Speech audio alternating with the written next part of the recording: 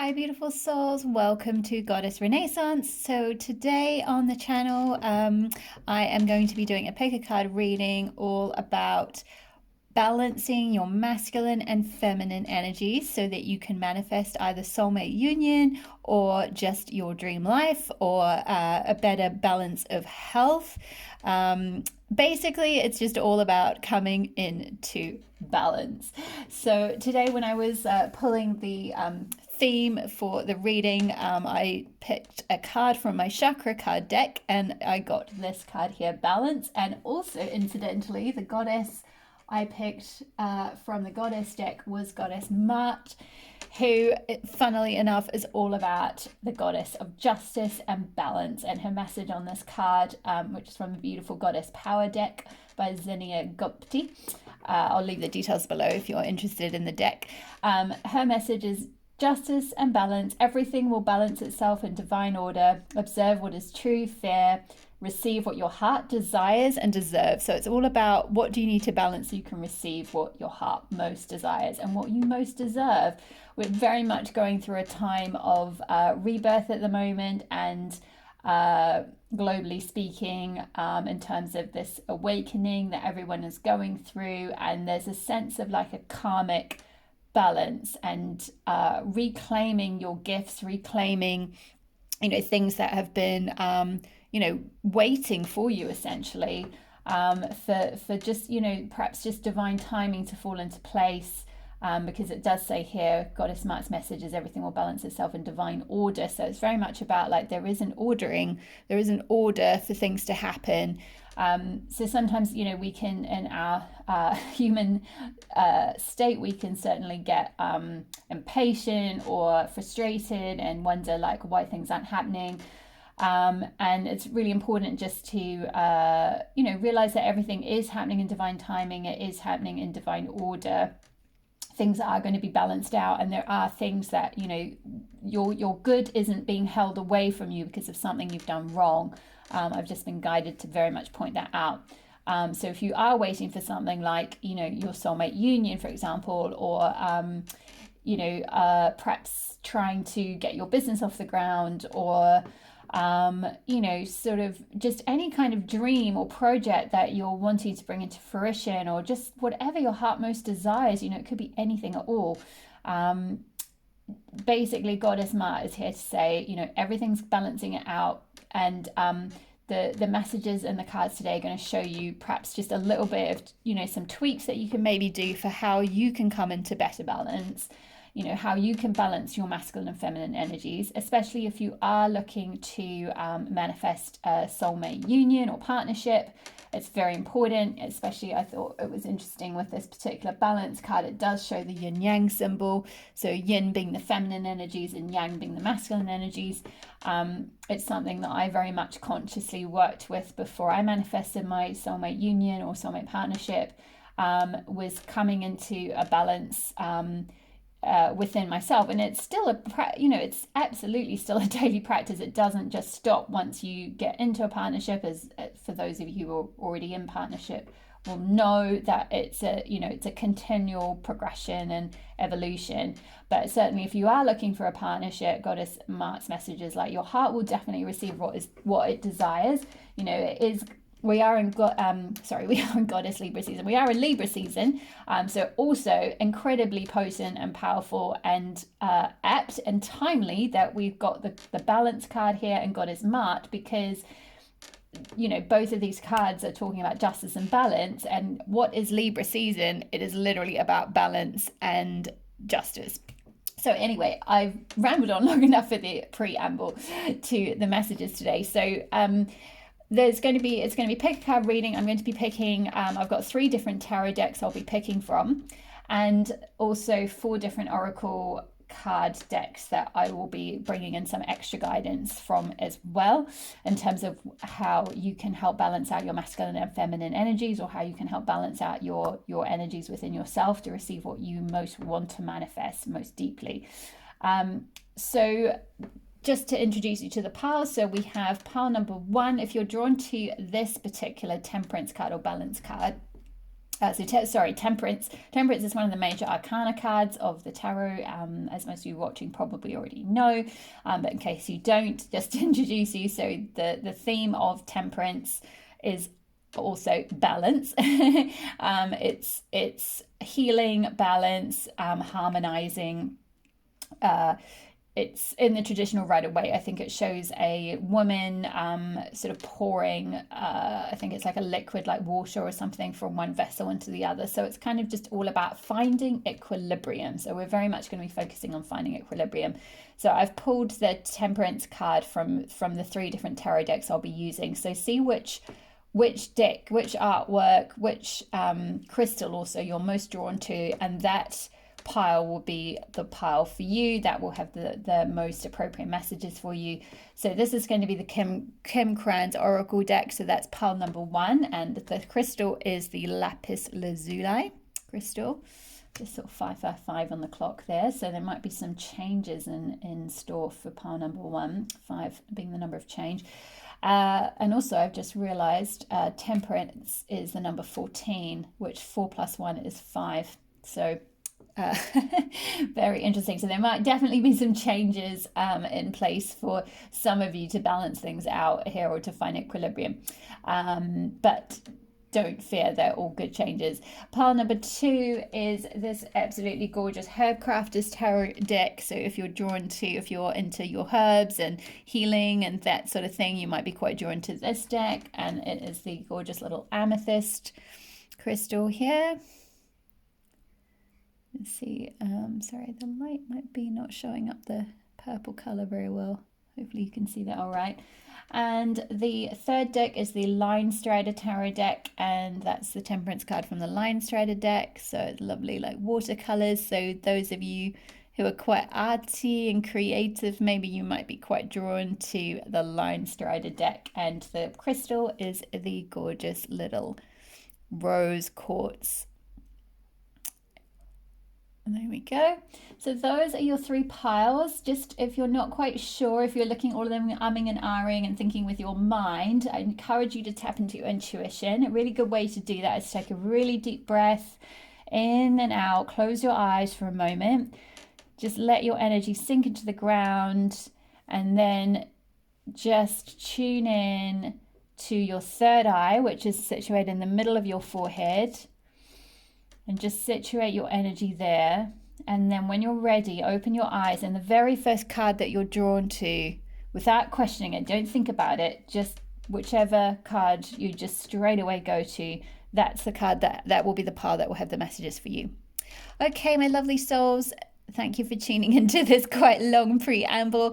The timestamps will be below, and if you just skip straight ahead to your pile, I will see you there. Bye-bye. Hi, pile 1. Welcome to your messages about what you need to balance to bring about your heart's deepest desires. So if you chose this Temperance card from the Kim Kranz deck and this lapis lazuli crystal, then this will be your pile. So I'm going to start off with some tarot messages, and then we'll pull some oracle cards and see what the guidance is overall. Okay, just leave that up there for you. Okay.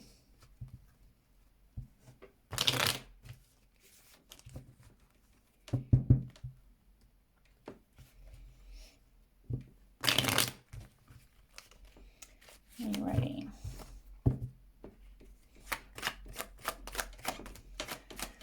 So, messages from the highest love and light, and from the goddesses, especially Goddess Maat. Thank you. 2 of Swords straight off the bat. I'm just going to pick a few and then intuitively channel what messages the goddesses want to bring through for you.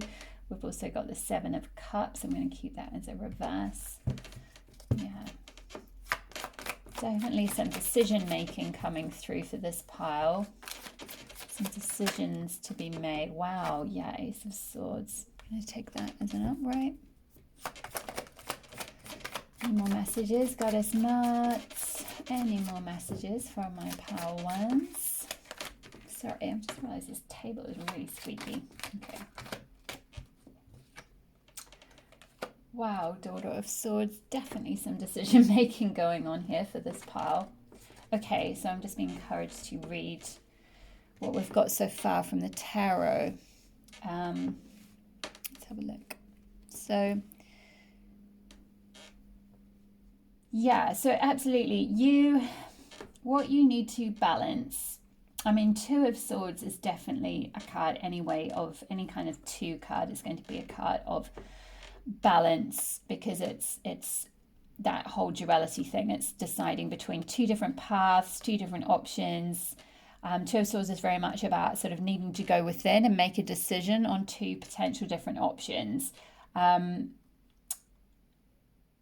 So you're in this state at the moment, I feel like. So there needs to be, yeah, it's interesting. It's like you're moving from a state of Two of Swords, and we had Seven of Cups, which again is confusion and lots of options and indecision, and like, oh, should I, sort of almost like, sometimes there can be some cups that sort of, might be a bit of an illusion. They're just sort of things that are a bit pie in the sky thinking, some very loosey goosey kind of things that are like not very well thought through. They're sort of, I'm seeing like, with one cup being upside down, it's like, is that really even an option? And you've been weighing up lots of these different cups, the cups containing different kind of things that you could do.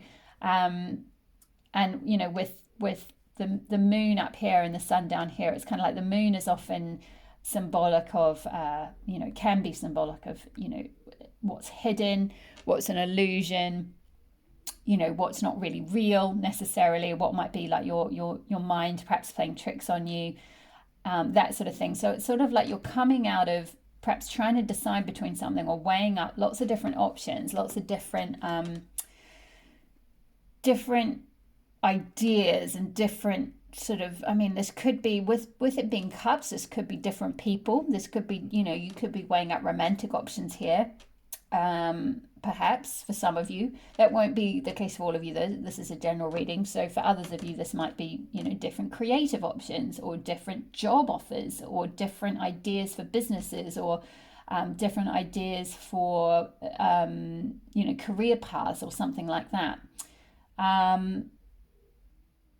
Or even just, I'm just sort of seeing a lot of like indecision. Excuse me.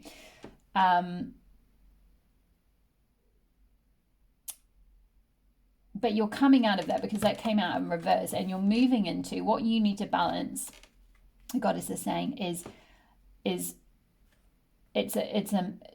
a mental thing for you. It's a mind thing, because you've got 3 swords cards, and swords is related to the element of air, and to the realm of the mind and thoughts and decisions, and like your mental processes.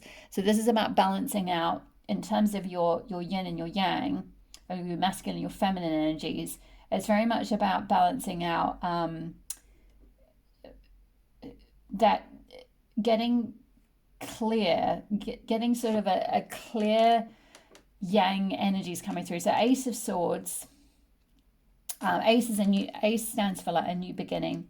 So you've got this new beginning coming through, which is very decisive and very, I mean, it's a very phallic card. It's a very masculine card. Interestingly, though, it's got a figure 8 with like a serpent kind of skin on the figure, like a snake's wrapped around it. And the snake is often symbolic of, Kundalini energy and feminine energy. So it's like your masculine energy needs to, okay, what I'm getting is you need to align your masculine energy so that it's being inspired by your feminine energy, not just sort of coming out of the blue kind of thing, like with all these different cups. It's like there were these different options that you were perhaps weighing up, but they weren't necessarily what was being inspired by your feminine self, by your sort of innate goddess self, your innate like Shakti energy, which is from this. You can see there's a lot of orange in this on this snake, which is the sacral chakra. I mean, there's actually all the colors, but it's very, very orange. You've got red, sort of orange, yellow, green, blue, and purple. So it's all the colors of the rainbow. It's all the colors of the chakras, and so it's that whole Kundalini thing rising, um, and it's. I feel like for you, you're going to be coming into, with this lightning striking here, you're going to be coming into a bit of an awakening around this. This is going to wake up in you quite suddenly and actively, and you're going to get this clarity on, like, actually where my heart most desires me to go, I've got to now take this clear action on. I've got to make this clear decision. I can't be willy-nilly anymore with these different options. You're gonna come into this new beginning, this new start. Now, this could be different for all of you. This could be you make a decision on, like I said, it could be a relationship. You make a decision on going forward with, I'm hearing the word marriage. So for some of you, you might be deciding on getting married, but this, that could be a marriage of literally with another person, or so congratulations, or a contract of some sort, a new beginning of, or a progression of moving forward into some kind of partnership. Libra being the month of partnership, that can also mean business partnership. So you might be having this might be your sign if you've been thinking of, oh, do I go ahead and start a new, start this partnership, this business partnership with this person? There's this new beginning that's here for you that is going to, really align, like, your masculine and your feminine self. It's going to balance out those masculine and feminine energies within you. Perhaps perhaps you're the, I'm hearing you could be the masculine, in fact, in this dynamic, or you operate perhaps more from your masculine energy, with all the swords energy here, or you could just be an air sign, Aquarius, Libra. So there's this other this it's interesting. You've also then got Daughter of Swords, which is like the Page of Swords, or the in the traditional tarot. But it's interesting. It's specifically Daughter of Swords, not Son of Swords. So it's like the Princess of Swords, if you like the feminine. And it's an owl, which is symbolic of wisdom, riding on top of a sword, which is symbolic of, like, the mind and decisions. So it's kind of saying, perhaps for this pile, if you're used to going down quite a, I'm seeing you're perhaps you might be the more masculine, or, if this doesn't resonate for you, perhaps this is your counterpart, your divine masculine. They're the more masculine, the more rational, perhaps, the more sort of thinking, logical in their mind. And there's this need to sort of balance, like, go forward with action as in alignment with the feminine, and with your Kundalini energy, your that's kind of what you're rebirthing, I'm hearing. So that you're going forward into this new era as the, like, Princess of Swords or Daughter of Swords. You're not quite fully in your Queen of Swords energy yet. So you're in a little bit more of a innocence about it, but you're still driving that sword, you're still riding it. With the owl. The owl is symbolic of Athena, so it's almost like the goddess Athena might be relevant to you. She might be a goddess who's sort of overseeing you through this time. It'll be interesting to see if she comes out later. But basically, yeah, Goddess Athena's, one of Goddess Athena's symbols was the owl, and the owl is very much symbolic of wisdom. But it's kind of like a wisdom coming from, rather than from a logical place, like a known knowledge from something you've learned, like from a book or from logic. It's wisdom that is coming through from like your intuition, from like a deeper feminine source. So you're having this breakthrough, this big breakthrough, this new beginning, this new push forward, this new start. This is what you're trying to balance between your sort of masculine feminine energy, so that you go into this new era with driven by your wisdom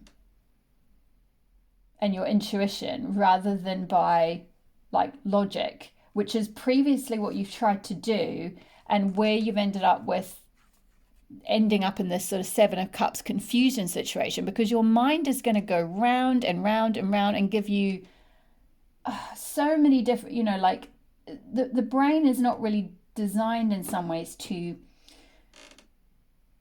actually make a decision. It's more your like your gut or your third eye that will give you the clearest picture, because your mind is gonna just come up with knowing things based on where you've been before, in terms of, well, the last time we did this, whether it was, say, a partnership, maybe you were married before and you're thinking about getting married now, because I did hear that for some of you, or it could be a business. Maybe you had a business in the past or something and it didn't work out, for example. Apply it however it applies to your situation, but your mind is just going to come up with, well, the last time we did this and this happened, because it's designed to do that. It's designed to protect you. Or well, XYZ did it and it didn't work out for them because blah blah blah. Or it'll come up with, your mind will scan. Say, for example, I'm going to run with the marriage thing because that was what I heard before. So this could be some of you considering some kind of marriage, or again, some kind of partnership, business partnership, marriage, whatever. But your mind's going to go, 50% of marriages end in divorce or something. So that's a reason not to get married, because it's just going to pull up statistics, because that's what it's designed to do. So it's kind of like you've got to kind of get rid of this duality thing, this like either or thinking or black and white thinking. That's sort of like, do I go down this path or this path? And then it's like trying to use logic to kind of make a decision. And the essence, the message of the Two of Swords is to go within. You've got it in the traditional Rider-Waite. It shows a woman sitting holding the two swords, and she's blindfolded, so she can't see where the swords are pointing and what the outcome is going to be. She has to trust her own intuition, and that's what you're needing to balance. That's your key in this. In terms of balancing your yin and yang, or your masculine feminine energy, it's to do with where you're letting logic rule over your heart, where you're letting your mind overtake, because there's just a lot of swords energy here, and you've got to allow that feminine wisdom to come through, and that will see you straight. That'll see you succeed, I'm hearing, in whatever it is, whether this is a business or a marriage or a partnership of any sort. But you've got to learn to. Oh, I see. Okay, I'm hearing now. Okay, so the marriage is it might not at all be anything to do with you're marrying a person in the external world. This is to do with marrying your wisdom with your logic, and that's your key to success. That's your key to transformation. That's your key to manifesting what your heart desires, is the marrying of wisdom, feminine wisdom, with masculine logic. Let's see the phallic symbol there. Again, the same thing with Ace of Swords. Feminine wisdom, the number 8, the snake, the serpent, the kundalini energy, symbolic of the feminine. The feminine's ability to die and rebirth.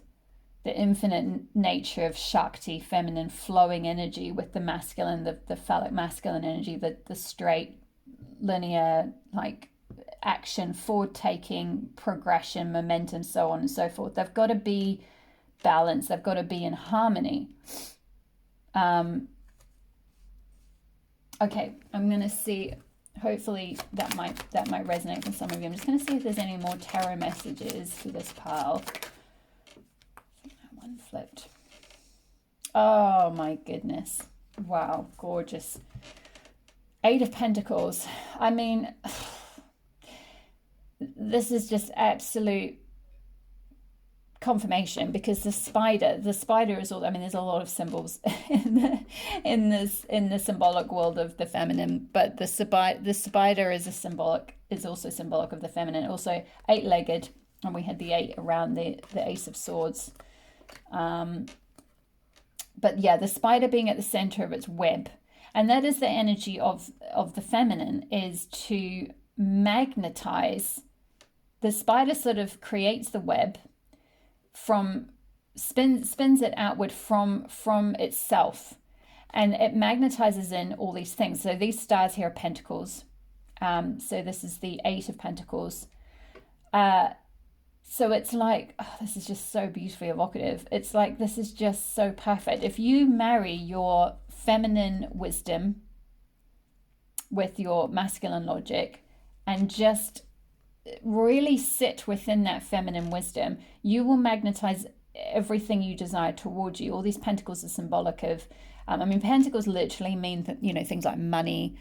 So, you know, you could be waiting for job offers or something like that. You know, I did see that for some of you, you were trying to figure out, you know, maybe job paths or, you know, or potential romantic partners or something, but you're going to magnetize that in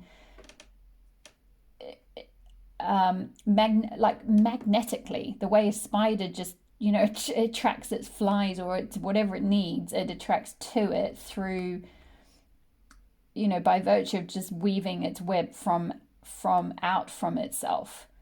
That is the power of the feminine. And we think when we're in the Western world, and especially if, for those of you might be identified as female, but you might operate more from masculine energy, and we all have yin and yang energy within us. We all have masculine and feminine energy within us. But the key is to come into a balance, because particularly in Western society, so many of us, including us as women or as females, we've been programmed and trained to value masculine energy and ways of being and doing things and mindset as dominant and superior to feminine.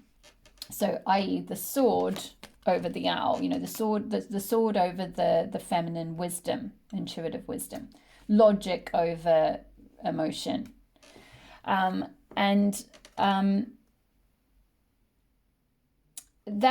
can lead to a lot of, you know, it can lead to confusion, because the mind is tugging us this way and that way, and we're like, oh, do I go down this path? Do I go down this path? I don't know.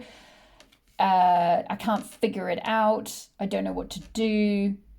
Because you've lost your sort of sense of your gut instinct, your animal intuitive self. You've lost that connection with that, because I'm not please no, I'm absolutely not saying you personally have lost it, like you've done something deliberate, you should lose it. You know, we all have. Western society, we've been programmed to do that. You know, the masculine, the logic, you know, that way of being, the way of you must go out and do things to make something happen, you know, that's taken over. But actually, with this 8 of Pentacles here, all your pentacles, all your riches, your desires, your whatever this is, whether it's job, money, partners, you know, a partner,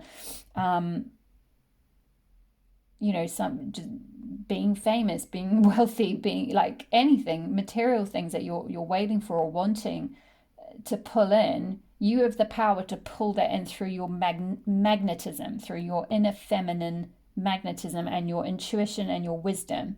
So when you're really dialed into that, which you're getting there, you're going to get there with this Daughter of Swords here, you're moving into this place of having wisdom over and driving mind, logic. And then once you're there, once you're really in this 8 of Pentacles, once you're in this, you know, once you're in that sort of, I know I'm the spider, everything is coming to me, then stuff will come. You don't need to go out. You don't need to run around and go, oh, I've got to go over this way. Oh, I've got to go over that way. Oh, I've got to run over here and try and get this guy, or I've got to run over, or girl, or I've got to run over there and try and get this job and grasp and strive and sort of push in that, like, that sort of it's like very masculine, you know, way of operating. That's, you know, I mean, yeah, that's one way of doing it, but I'm guessing if you're here and you're looking for balance, and you are, you know, perhaps female, and you want to learn how to tap into your feminine energy, there's an easier way to do it. You know, there really is. There's an easier way. So I'm gonna leave it there for the tarot, and I'm gonna get some oracle messages for you. Okay, so we've got the Aboriginal Goddess Chakra Oracle here. So I'm gonna pick some cards from this to see what chakras you might need to look at balancing. Okay, Aboriginal Chakra Oracle deck, and we have some cards for our beautiful pile ones. What needs balancing? What chakras might need some balancing? Wow, yeah, ancestral healing. Yeah, so this is, you know, everything that I say, you know, please don't feel like, because I know sometimes when you can listen to tarot, it can feel a bit telly-offy, and it absolutely is designed, you know, not as the saying like you've done this, like you've gone into this mind over body, or mind over intuition or wisdom way of being deliberately, and you've ignored your wisdom, and you know that's really bad. And no, like this is ancestral, you know, and we're all collectively doing this. This is happening on a, you know, the reason I've been guided to do this message is because this is happening on a global level at the moment. Absolutely. Anyway, so, you know, this has come down through this is something you've inherited from your ancestors. So by you healing this, and coming into this balance, this Daughter of Swords, this, like, you know, wisdom combined with logic, that's your, I'm hearing like that's your ticket, you know, like that's your winning, absolutely your winning ticket. When you combine, because you're already, I sense with this pile, you're already very, very smart, very talented, very, you know, you very intelligent. You could work in some kind of field that, you know, you use your mind a lot.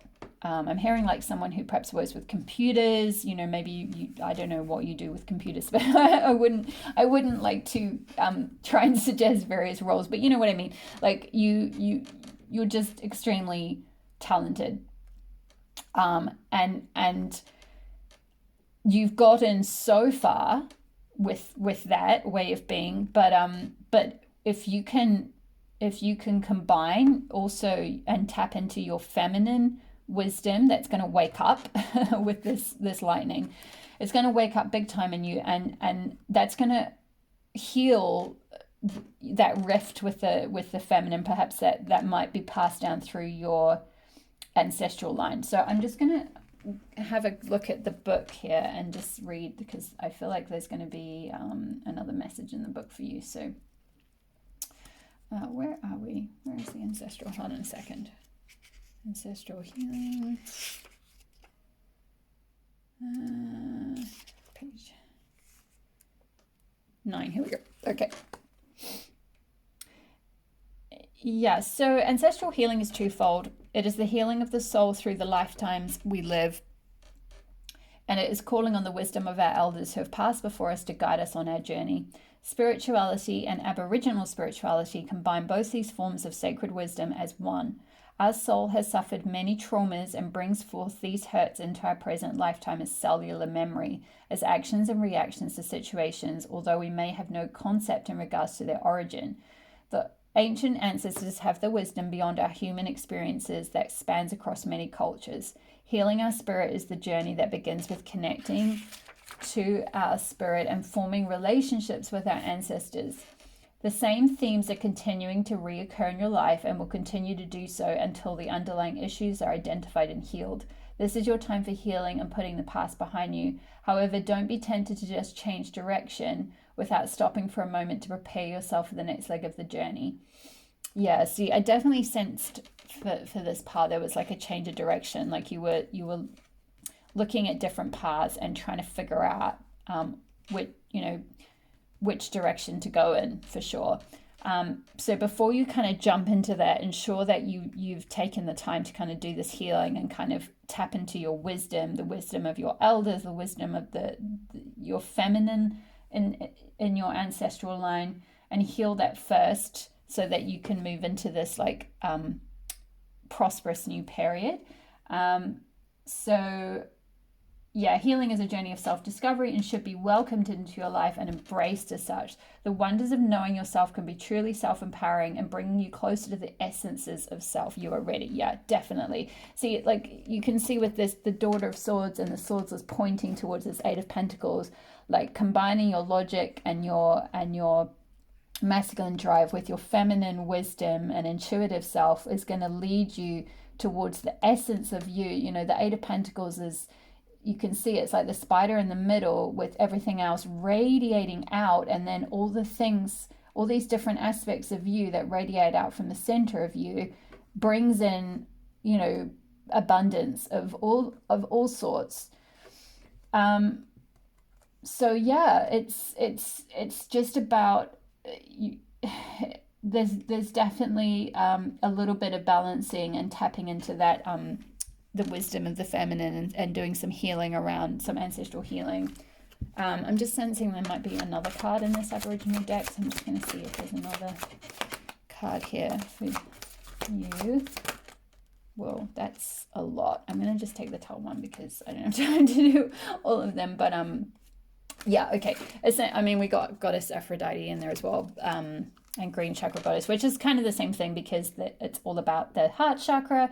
So I did sense for some of you, this won't apply to all of you, but for many of you, you might well be looking to manifest a relationship as one of the things that your heart most desires.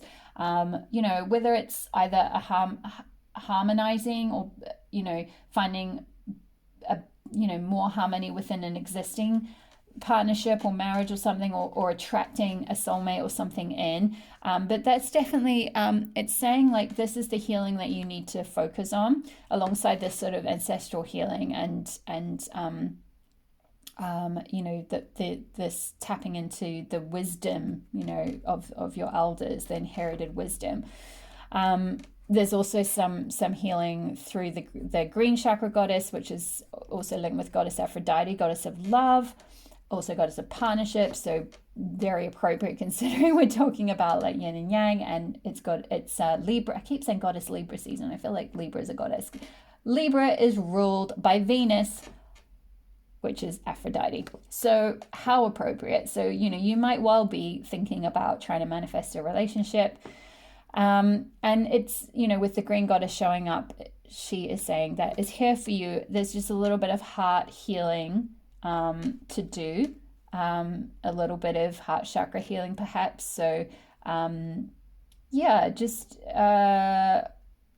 you know, there's so many different ways you can do that. There's a lot of funnily enough, you didn't have, your crystal was the lapis lazuli, which is more to do with communication, but actually the rose quartz, which was the third pile. So there may well be messages for you in the third pile as well. But anyway, the rose quartz crystal is a really great one for healing your heart chakra or green chakra. And yeah, Goddess Aphrodite is you know, also here. She's overseeing this if this is one of the things that you're wanting to call in. But I'm seeing with Goddess Aphrodite, you know, her message is very much one of like, you know, self-love first kind of thing, like finding that balance, finding that feminine energy, that Aphrodite, playful, loving, sensual, goddessy energy within first, you know, before you try and go out there and attract a partner or try and worry about fixing your current relationship. Again, it's coming back into like that feminine essence, and things come to you. So you don't need to run out there to get things or fix things. You can heal yourself within and heal your heart chakra heal any past traumas or hurts, and things will come to you. You'll magnetize those things in. Goddess Aphrodite's energy is very, very magnetic.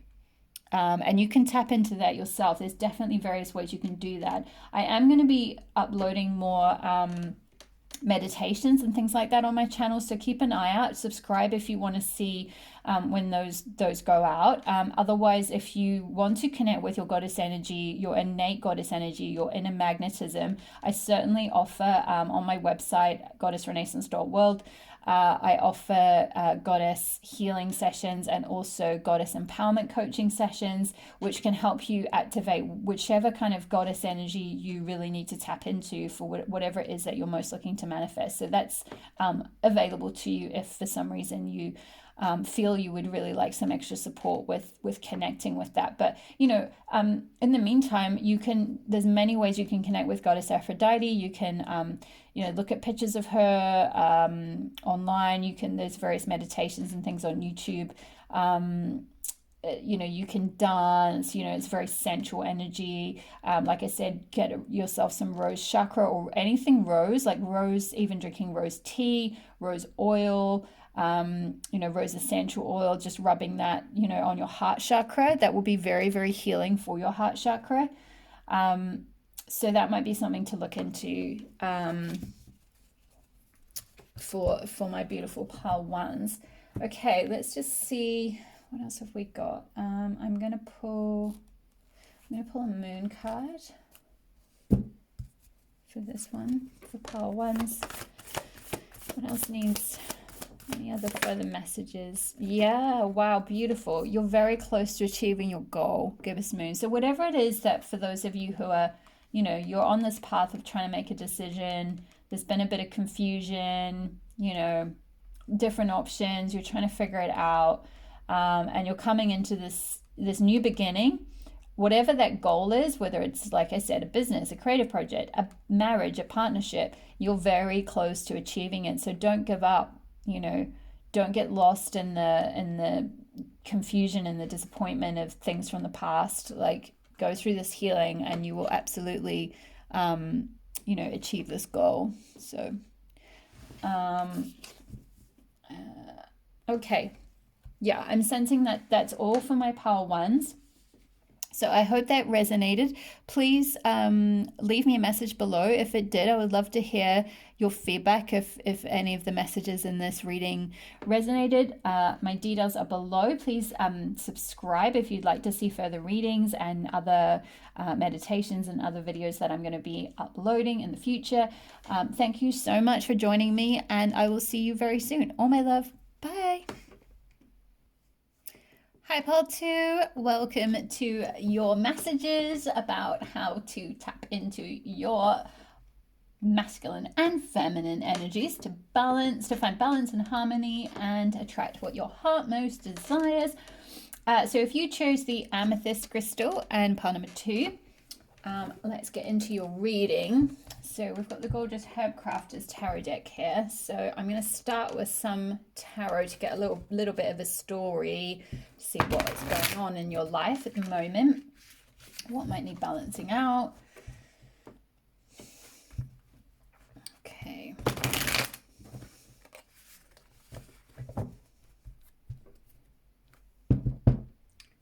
Okay. These cards are quite big. I have quite small hands, so bear with me if it's a bit clumsy, my shuffling. Okay, here we go. So messages from Goddess Maat, Goddess of Balance and Justice. Goddess Maat, can you bring through some channeled messages? So yeah, just to let you know, I'm a goddess guide and goddess channel, so I don't necessarily read the cards in a traditional interpretation. I read channeled messages, so as many readers do. Okay, wow, beautiful. 9 of Air, pomegranate. I feel like for some of you, I'm definitely picking up a vibe for my pile 2s. If you've been attracted to this Gorgeous Herb Crafters Tarot, that you probably are in some kind of healing field, perhaps. Or if you're not already, then you might well be being called. You might well be getting the awakening or the calling to go into some kind of healing, or like some kind of medicinal woman thing or man thing or something along those lines. So we've got Nine of Air, which is Nine of Swords, pomegranate. We've got the Adelaide of Water, which is I think it's the Princess of Cups. Sorry, I am new to this deck, so I might need to check a couple of things in the book. And we've got Awakening, which is the Major Arcana card. So yeah, I definitely feel like I had just intuited, and then now looking at these cards that for sure an awakening is coming through for you, and it might well be in terms of we're looking at the sort of yin yang balance, you know, masculine, feminine energies, how to bring those into harmony to you know, come into like your higher self and your you know, manifest what you want. So I feel like your awakening is related to, well, again, it is a balance between air is swords, and you know, it can be symbolic of that kind of masculine thing, but with pomegranate here, my goodness, pomegranate is like, you couldn't get a more a more feminine symbol if you asked for. Yeah, and this Adelaide of Water, this is very like, you know, water is symbolic of, this is the cups in the traditional tarot. So it's just symbolic of emotions and you know, the river flowing. It's very much about the feminine flow. So I feel like for my pile twos, what you're balancing is going through perhaps you're going to be going through quite an intense divine feminine awakening, or feminine healing awakening is what I'm hearing. Let me just, I don't normally check for the tarot, but I am being guided to, because there was it's never, as I've said in my previous readings, if you've watched them before, it's never coincidental which deck is used for a reading. So, you know, while there is a traditional meaning for certain cards, of course, it's oh yeah, I forget, with this book it's done by the numbers, which is quite easy. So Nine of Air. Sorry, I was saying ADHD brain. I just went all over the show there. Yeah, there's no coincidence with which deck you're drawn to. So with this card, I feel like it is very much to do with like a healer vibe. I'm getting definitely a feminine healing energy from you. Or if that isn't already something you do, it's gonna awaken in you, awakening. Or I'm hearing for some of you who already perhaps are on that path, it's going to awaken even more strongly. You're going to go through an even deeper awakening. So with the Nine of Air, the pomegranate, there is a letting go aspect. So yeah, nine of Air, Nine of Swords. Now this is, some of you might have been in a state of, traditionally speaking, Nine of Air is, or Nine of Swords is, you know, worry. It's the insomnia card. It's called the insomnia card often in the traditional deck, because it's just, you know, often associated with sleepless nights and staying up worrying and wondering what if, and regretting and just trying to figure things out, and or going through some kind of, you know, maybe you've been through some kind of heartbreak or something. It can be symbolic of that as well. In this case, it's very much saying that let go of what you cannot control. Pomegranate is the tree that leads to Demeter's agonizing loss in the Greek myth. Her daughter Persephone consumes the seeds of the pomegranate and seals her fate as queen of the underworld. As a hike through the desert will prove, pain is one path to wisdom. When heartache enters your life, do not turn away. In the prophet, Khalil Gibran says, the deeper that sorrow carves into your being, the more joy you can contain. Do not hurry your grief. Pomegranate fruit must be harvested at just the right time. It will not ripen off the tree. You will live through shattering experiences and still stand proud. When you are ready, quench the thirst of guilt, regret, and worry. Invite in forgiveness.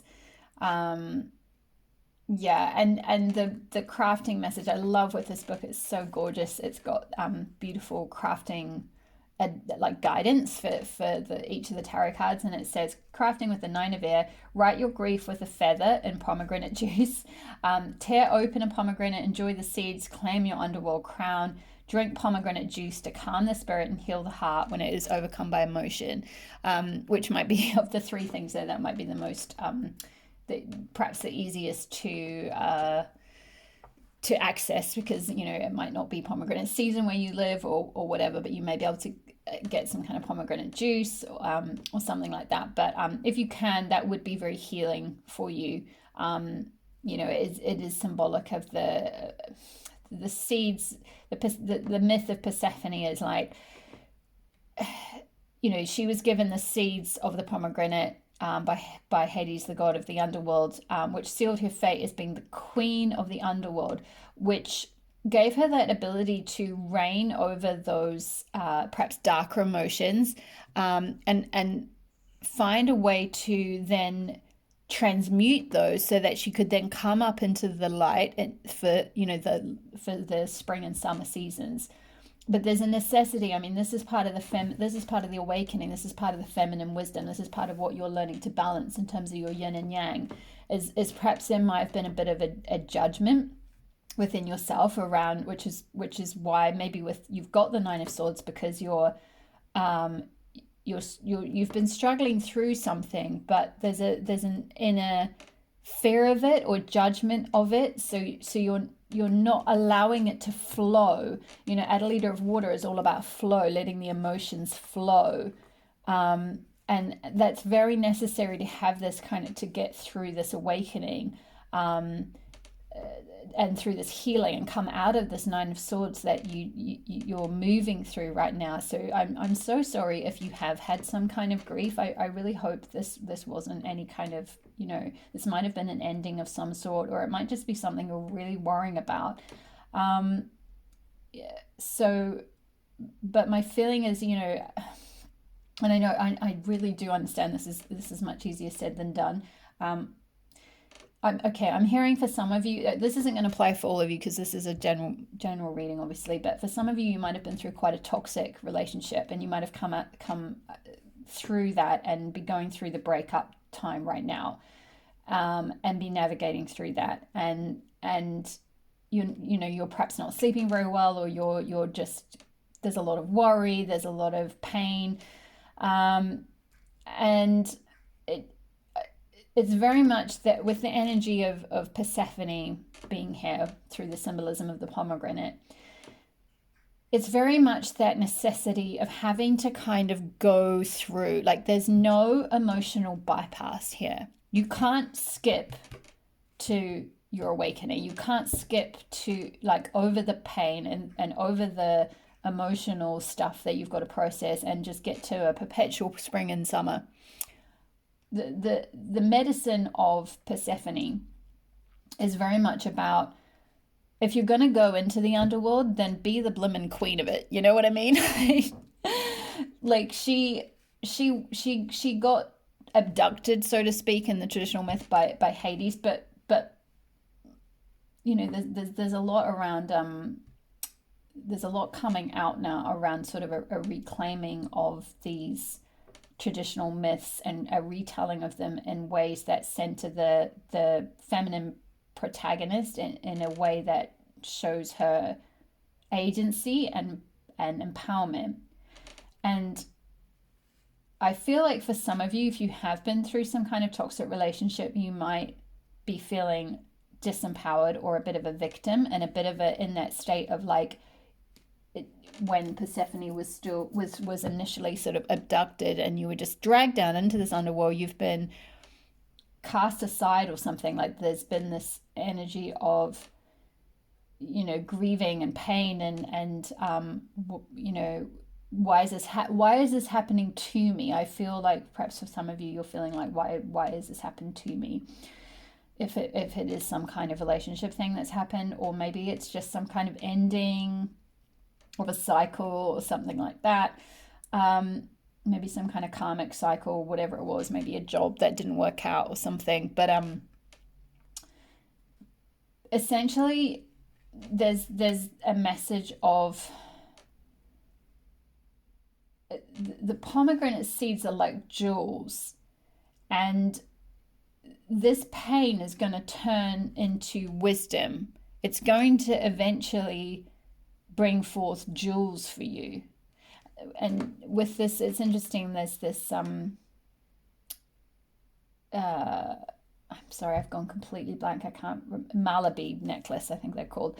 And it's like all of those painful things. These are like all the seeds, all the pomegranate seeds you've had to swallow to go through this underworld journey, this underworld process, this sort of death and rebirth process, in order to have your feminine awakening. Whew, it's quite deep. I feel for you if you are going through this. You'll have to let me know if this resonates, Paul, too. But there is an emotional processing that needs to happen. There is this sense of needing to sort of own your grief and own your emotions and own what you're going through. And you'll come out the other side, and it will lead to an awakening, and all that pain will become wisdom and healing. You will be healed, and you'll be able to heal others in whichever way you feel, in whichever way you end up in. Give me 1 second. I'm going to have a look at where are we? The Adelaide of Water.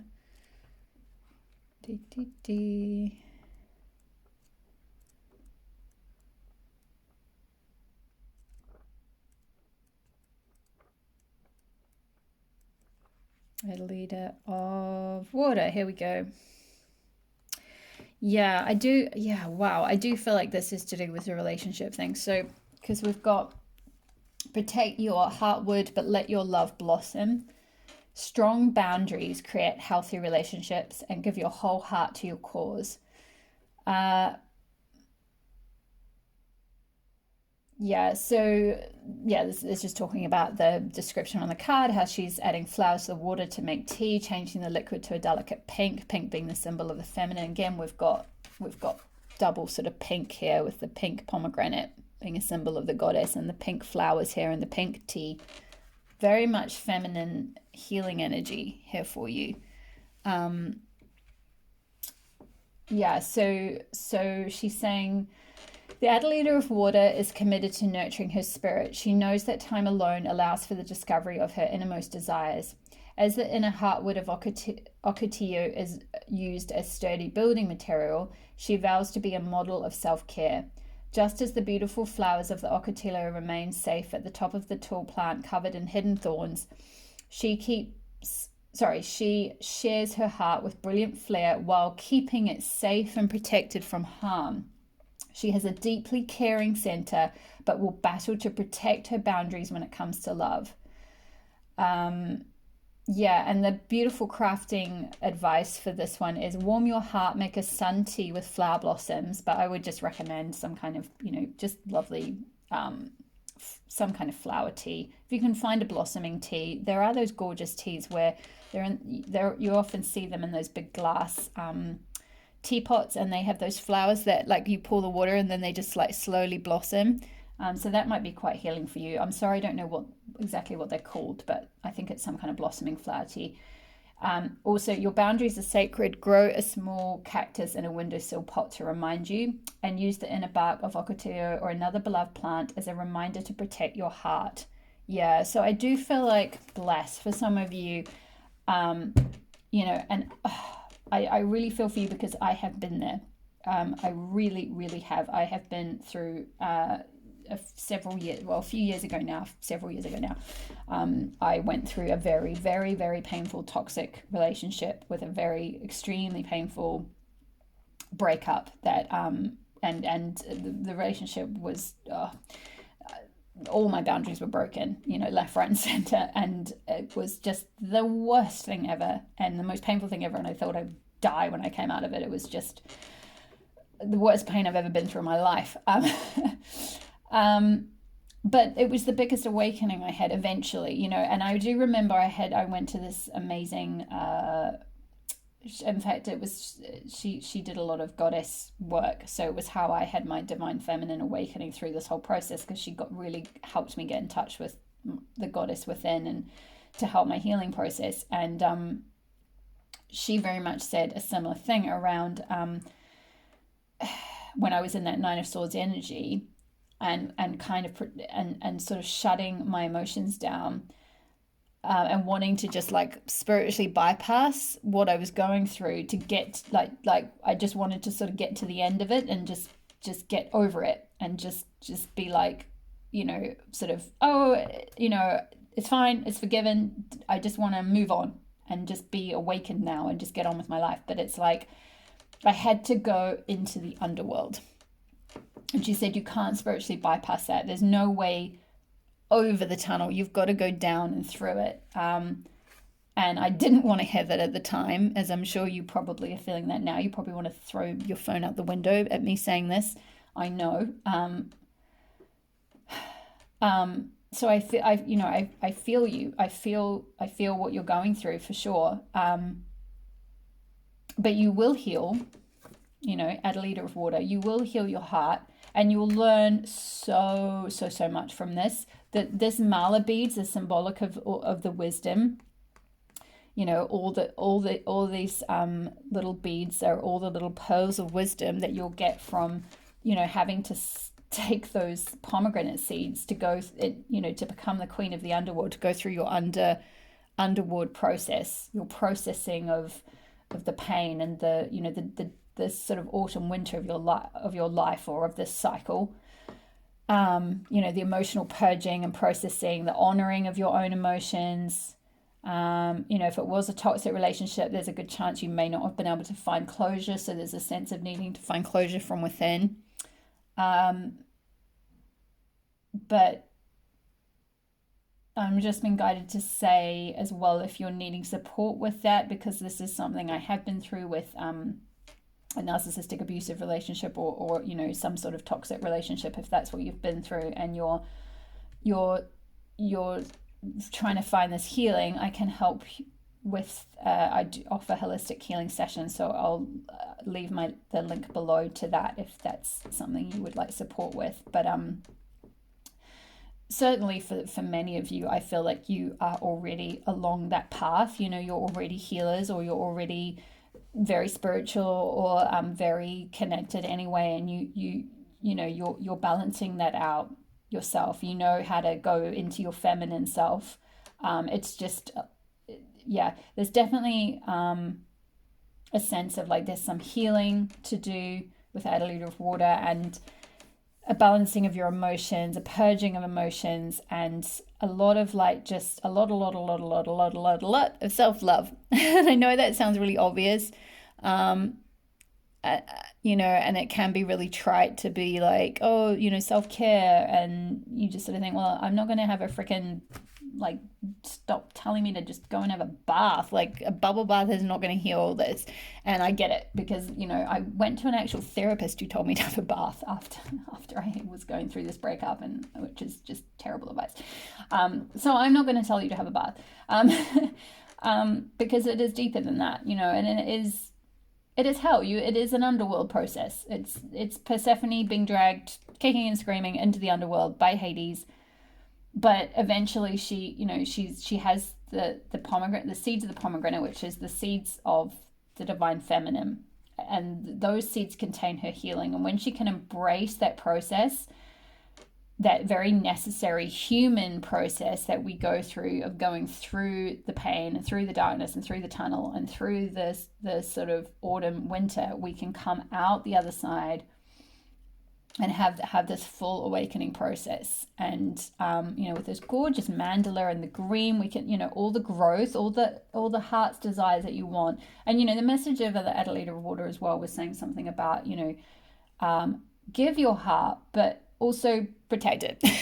So like, if you are wanting to manifest eventually, of course, a loving relationship, a reciprocal relationship, which, by the way, I will just say, to give you some hope for those of you, if it is related to some kind of heartbreak you've been through, I am now in a beautiful, loving, harmonious, gorgeous relationship with my soulmate that I would never in a million years have expected I would get after what I went through. So dreams do happen, your heart's desires do come true. But I had to go through, like I had to go through that healing, because I wouldn't have been wise enough to have appreciated or held on to or had a harmonious relationship with the man that I'm now with if I hadn't gone through what I went through. If I hadn't gone through this Nine of Swords situation and the emotional healing and the self-care and the the finding the self-love,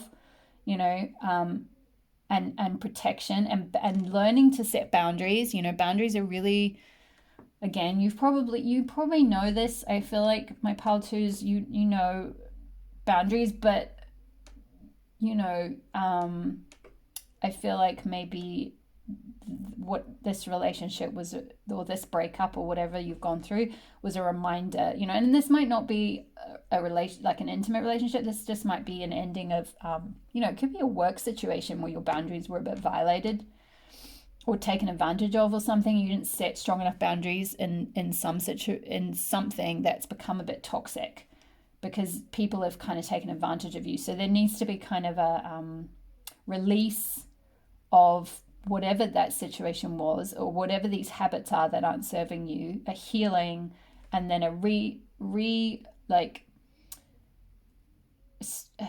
like a rebirth or a reawakening of yourself with strong boundaries in place.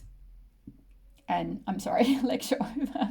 So I'm hearing from spirit. That's just, I got excuse me, this very very strong protective guide that's coming through for my pile twos who they're absolutely overseeing this process, and you will get through it, and you will heal. You absolutely will heal, and you'll have this gorgeous awakening, and you'll be a light for others. You'll be shining this light. And there's this gorgeous lavender.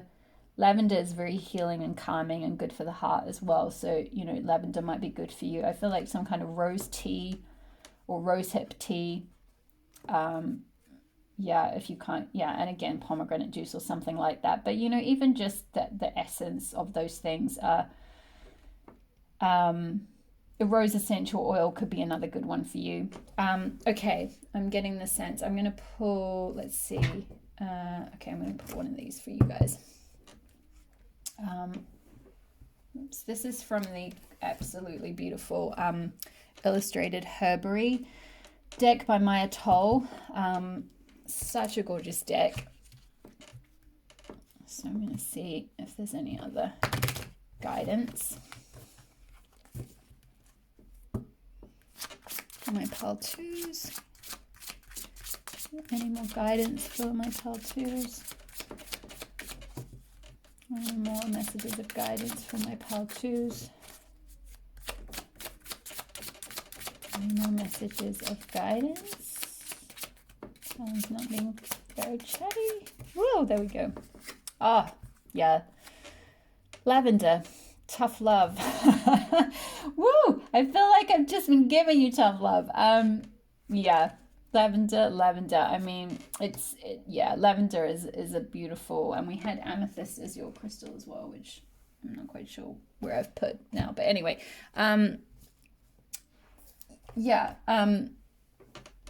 lavender is the name of the game. So lavender essential oil, even if you can get some fresh lavender, something like that to put under your pillow, tuning into the essence of lavender is going to help give you that strength to get through this situation, this Nine of Swords that you're going through.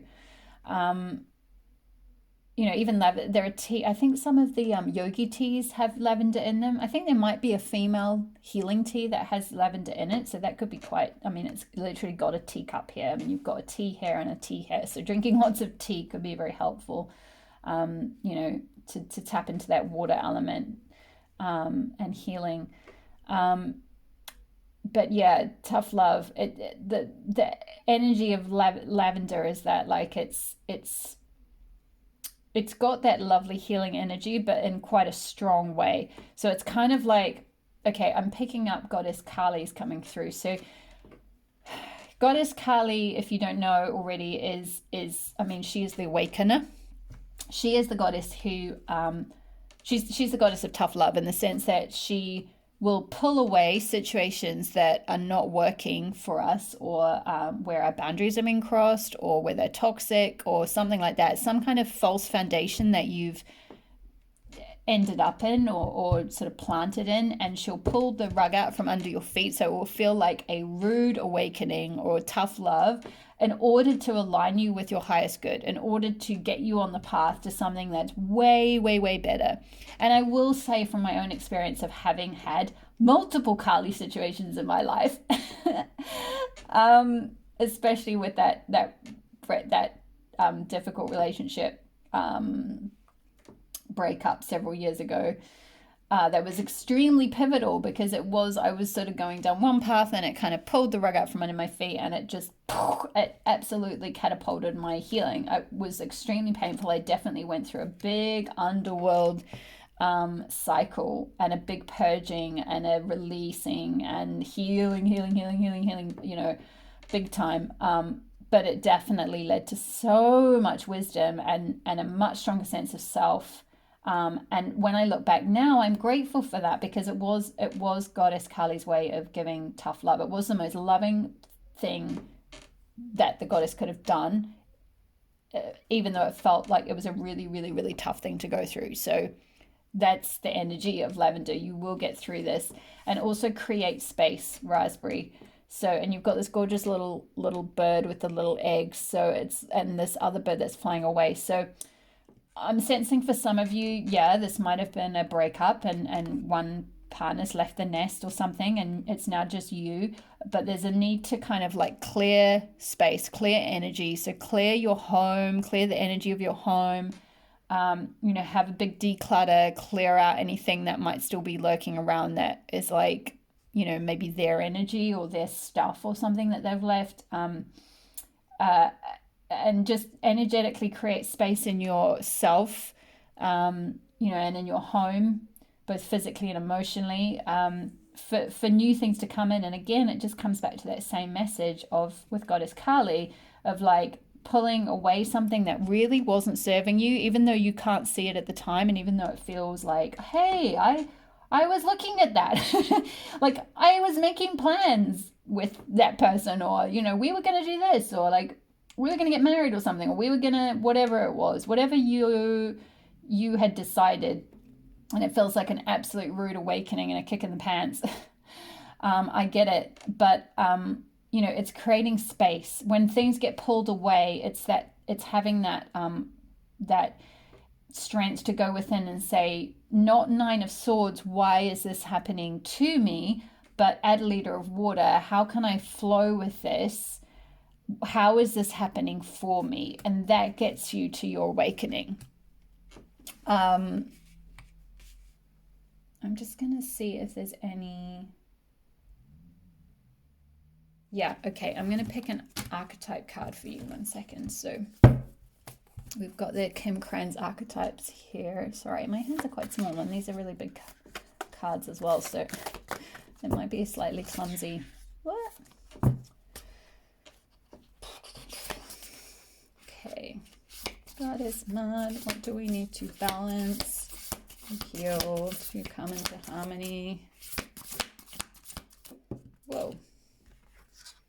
The ring. Wow. Yeah. The ring. So this is the archetype that you're healing and working through.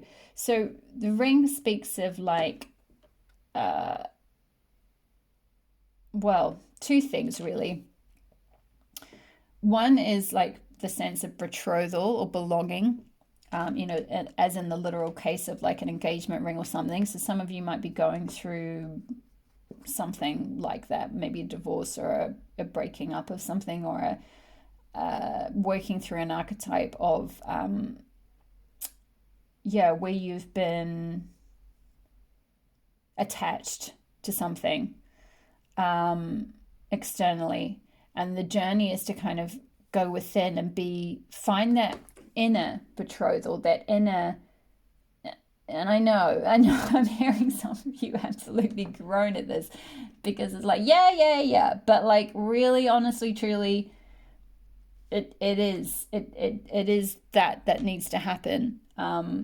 Believe me, I definitely did not have, when I look back now, when I was in my Nine of Swords and having my Kali moment, which was pulling the rug out from under my feet, I did not have that inner yin yang harmony, that inner masculine feminine balance. I was in my shadow feminine, um, and I needed to heal all of that out. I needed that karmic relationship to come in and actually be pulled away, that attachment to be pulled away, to go through my awakening, to then come into a far stronger self and balanced and harmonious self within first, so that I could then manifest that on the outside, and manifest a truly reciprocal and balanced and harmonious connection on the on the outside, once I'd found that within first. So there's a sense of needing to work through that archetype of like looking for that in someone else,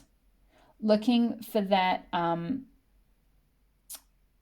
yeah, like looking, I'm hearing like looking for love in all the wrong places, but not that you've been like looking for love in all the wrong places, but it's like you're looking for love through the status of a ring, of something like that. You're after that external validation of that, whereas like you've got to find that within.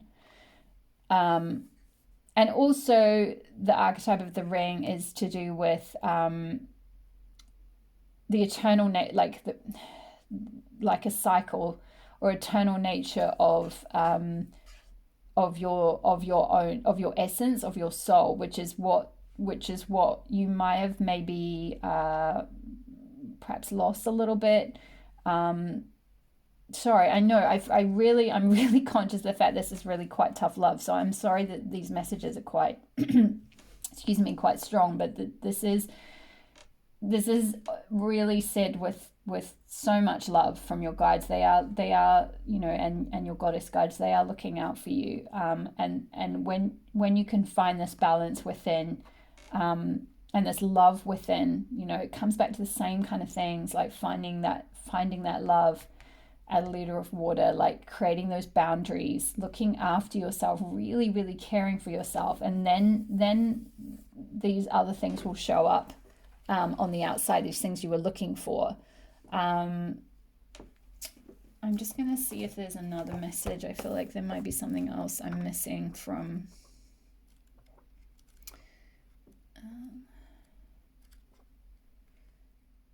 yeah, the infinite, the will.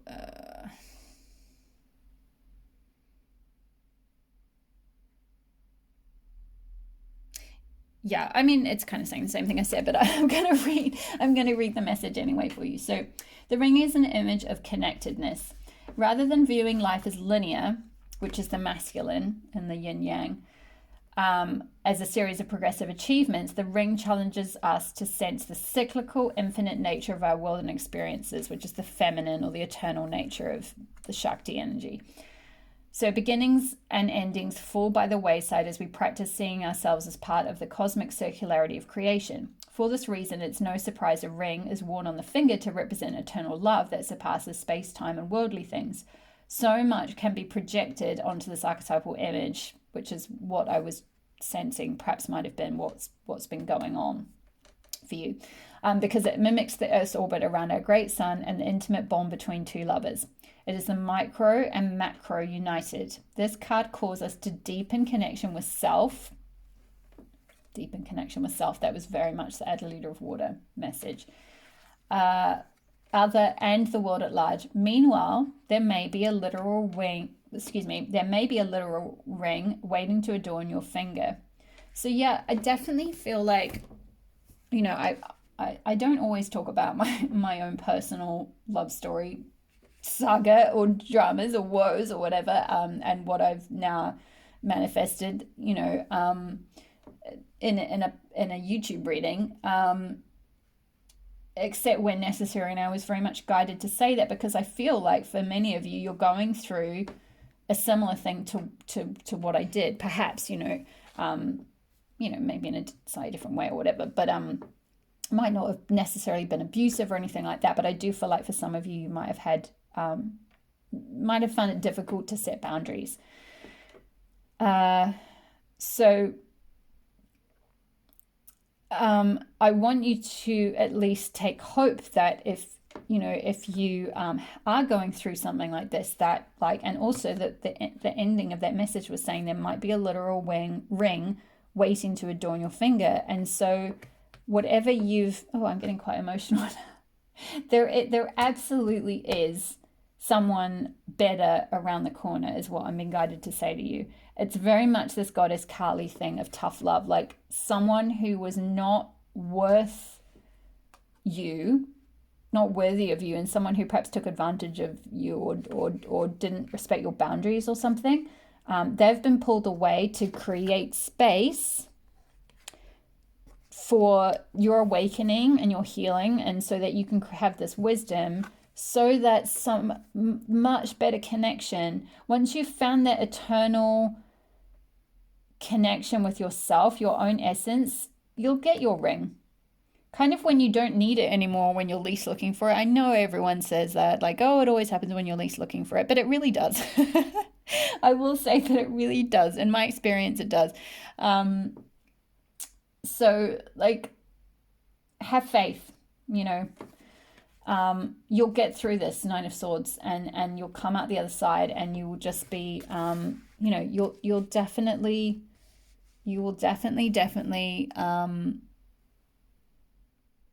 I'm hearing like you'll find your happiness. You'll find what Goddess Maat's message was: receive what your heart desires and deserves.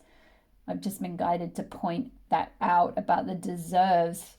Whatever you had, whatever you've lost, and whatever you're grieving, it was not worthy of you. You didn't deserve to be treated like that, or they were not deserving of you and your full self. And once you've gone through this and really come into a state of self-love, you'll find your true partner, your true match, your true commitment. You will be committed to, I promise you. So yeah, if you do need some support for working through this time, this Nine of Air and this Adelaide of Water, but I feel like you guys have got it. I think most of you are pretty intuitive, and you're pretty in tune with your feminine and your healing self, your natural healing self. So you know how to kind of go off into nature and heal, go off camping somewhere, or go off near a body of water and allow nature to heal you. But if you're struggling a lot, then for sure, please reach out. I'll leave my website below, and I have various services that, and don't feel afraid if if you're worried about the cost. I can do payment plans and things. So don't struggle in pain in silence. Do seek support if you need it. I'm just saying that's there as an option. But I feel like, because I felt like this pile 2 was very much a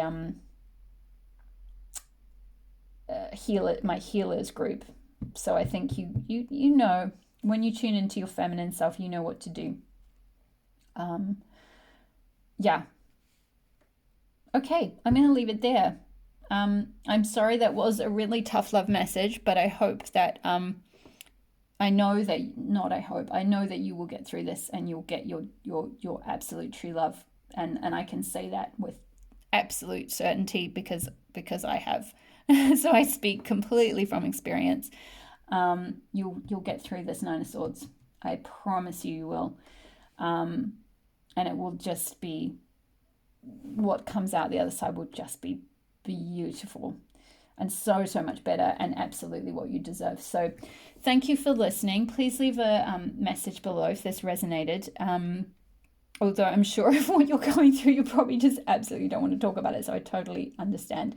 But otherwise, I would love it if you liked the video and subscribed if you would like to see more channel messages from the goddesses. There's going to be many, many more videos coming out in the future. Have a wonderful rest of Libra season. All my love. Goddess light. Goddess be with you. Take care. Bye-bye. Hi, my Pile 3s. If you chose the Lion Strider Tarot and the Rose Quartz Crystal here, this is your pile.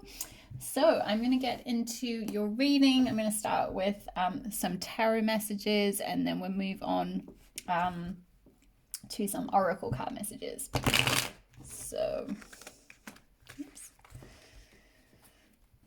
Goddess Maat. And bring through messages from Goddess Maat, and also Pile 3's higher self. Whoa.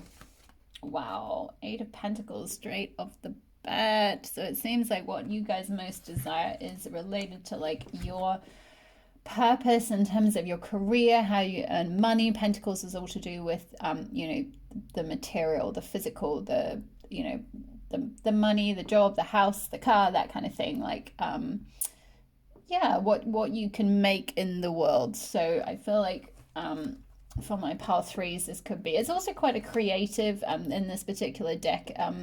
You know, it looks like she's got this really cool fabric and really cool jewelry on. And it's like kind of like 8 of Pentacles is like what you make of yourself in a sense as well. So I feel like this pile might well be my makers, my creators, my creatives. You might be quite crafty or something, not necessarily, but that just might be for some of you. Obviously it's a general reading, so just take what resonates, leave the rest.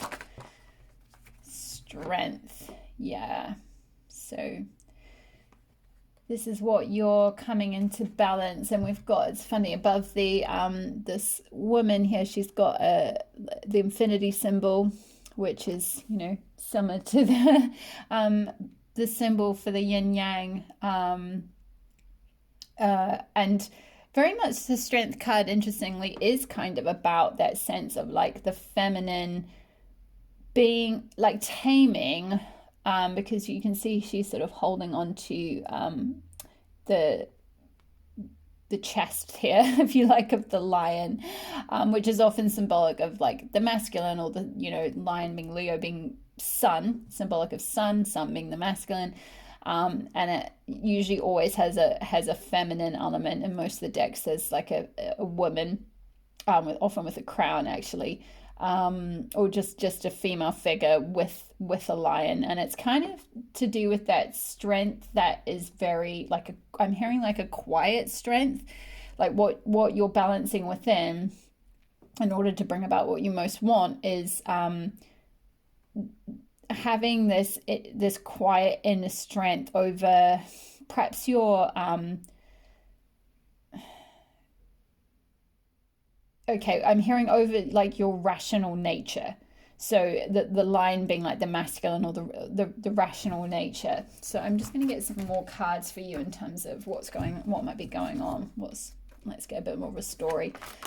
Whoa, okay, 2 of Swords in reverse. Yeah, so you've been going through some kind of decision-making process as well. Interesting, Part 1 also had the 2 of Swords come out. I'm just going to get a few more cards.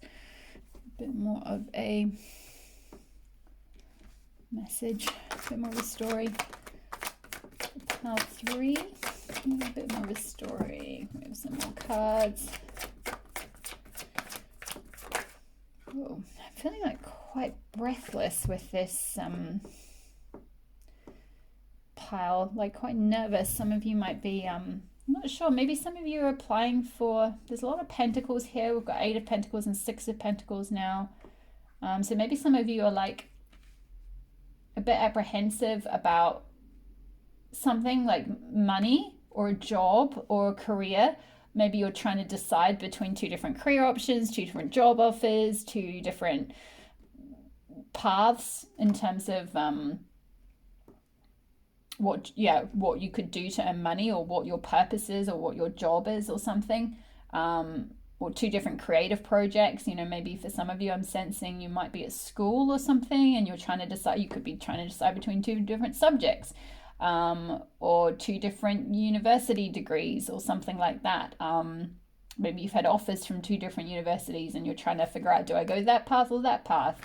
And there's very much a message of like finding, I'm definitely getting, wow, with this group, you're very nervous about whatever this is. So to balance, to find your yin yang balance, you've got to find a sort of feminine strength, or like grace, in order to bring about, in order to get to what you want, in order to get this sort of Eight of Pentacles. So you're trying to decide between these two different options, so that you can, okay. So I'm picking up with the Six of Pentacles here. You've got, oh, so interesting. Look at this.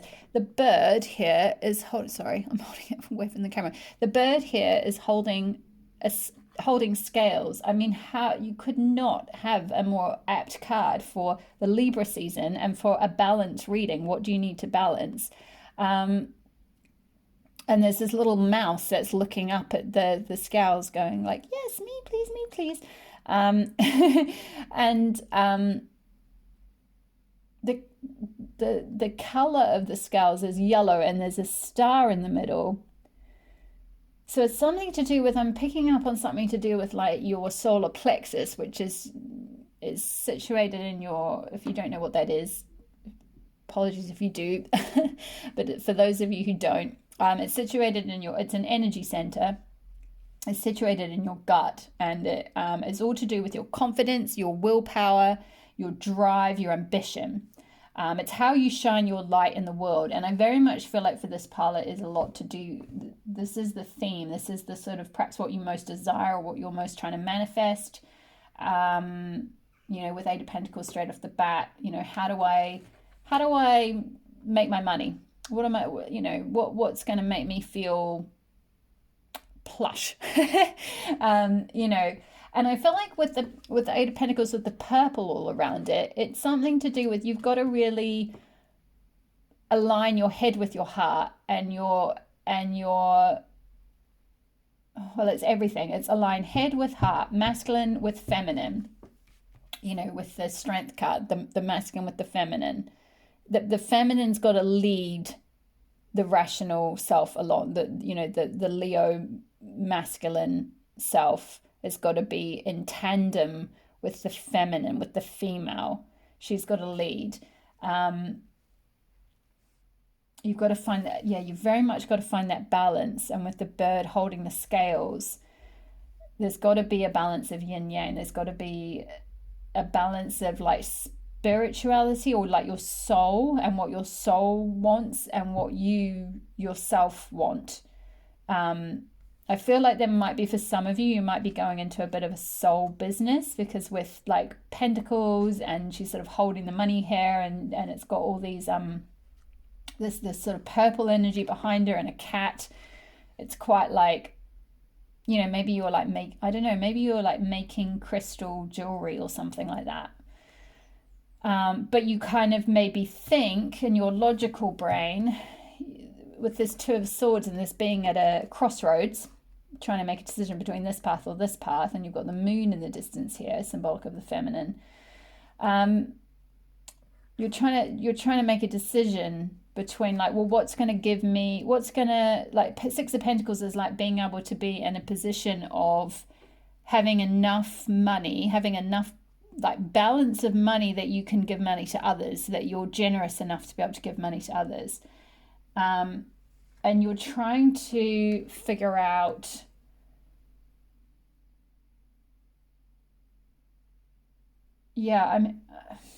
It's interesting. I'm going to pull some more cards because I'm going to get a bit more of a picture. But what I feel is coming through for this pile is that for some reason you think that going down the more spiritual path, perhaps, or the soul, or perhaps say feminine intuitive path, like maybe it is this making jewelry, because I did pick up for part 4 your, especially if you're drawn to this deck, this creative deck, sorry, this line strider deck, which is beautifully illustrated.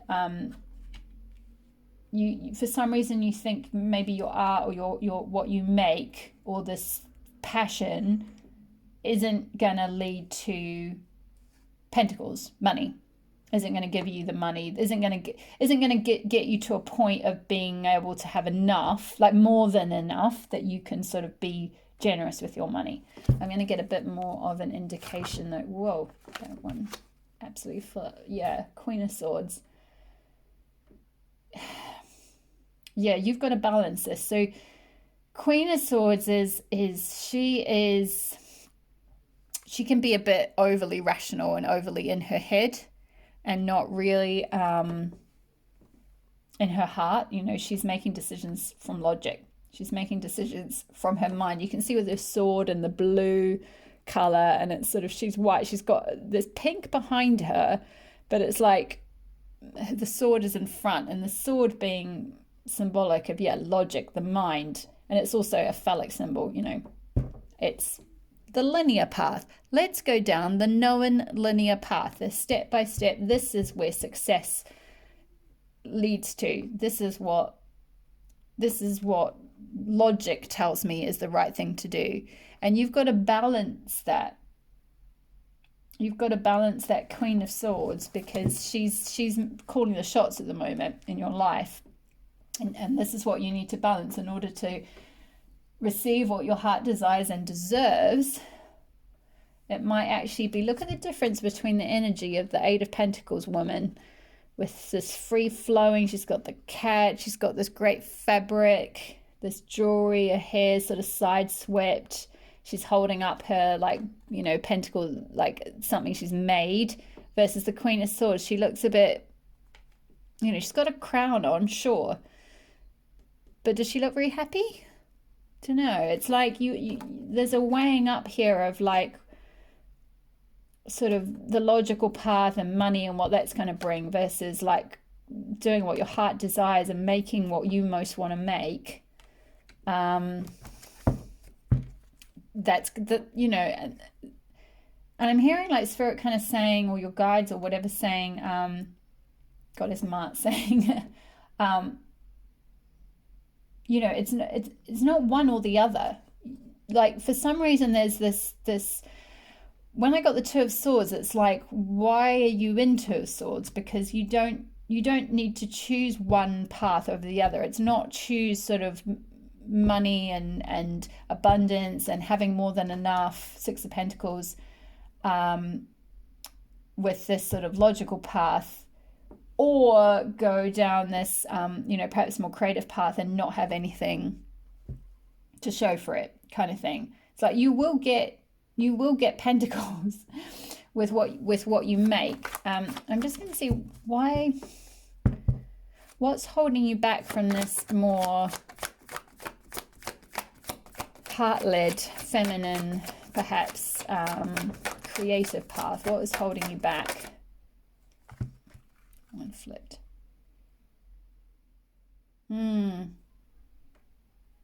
Page of Cups, interesting. Yeah, so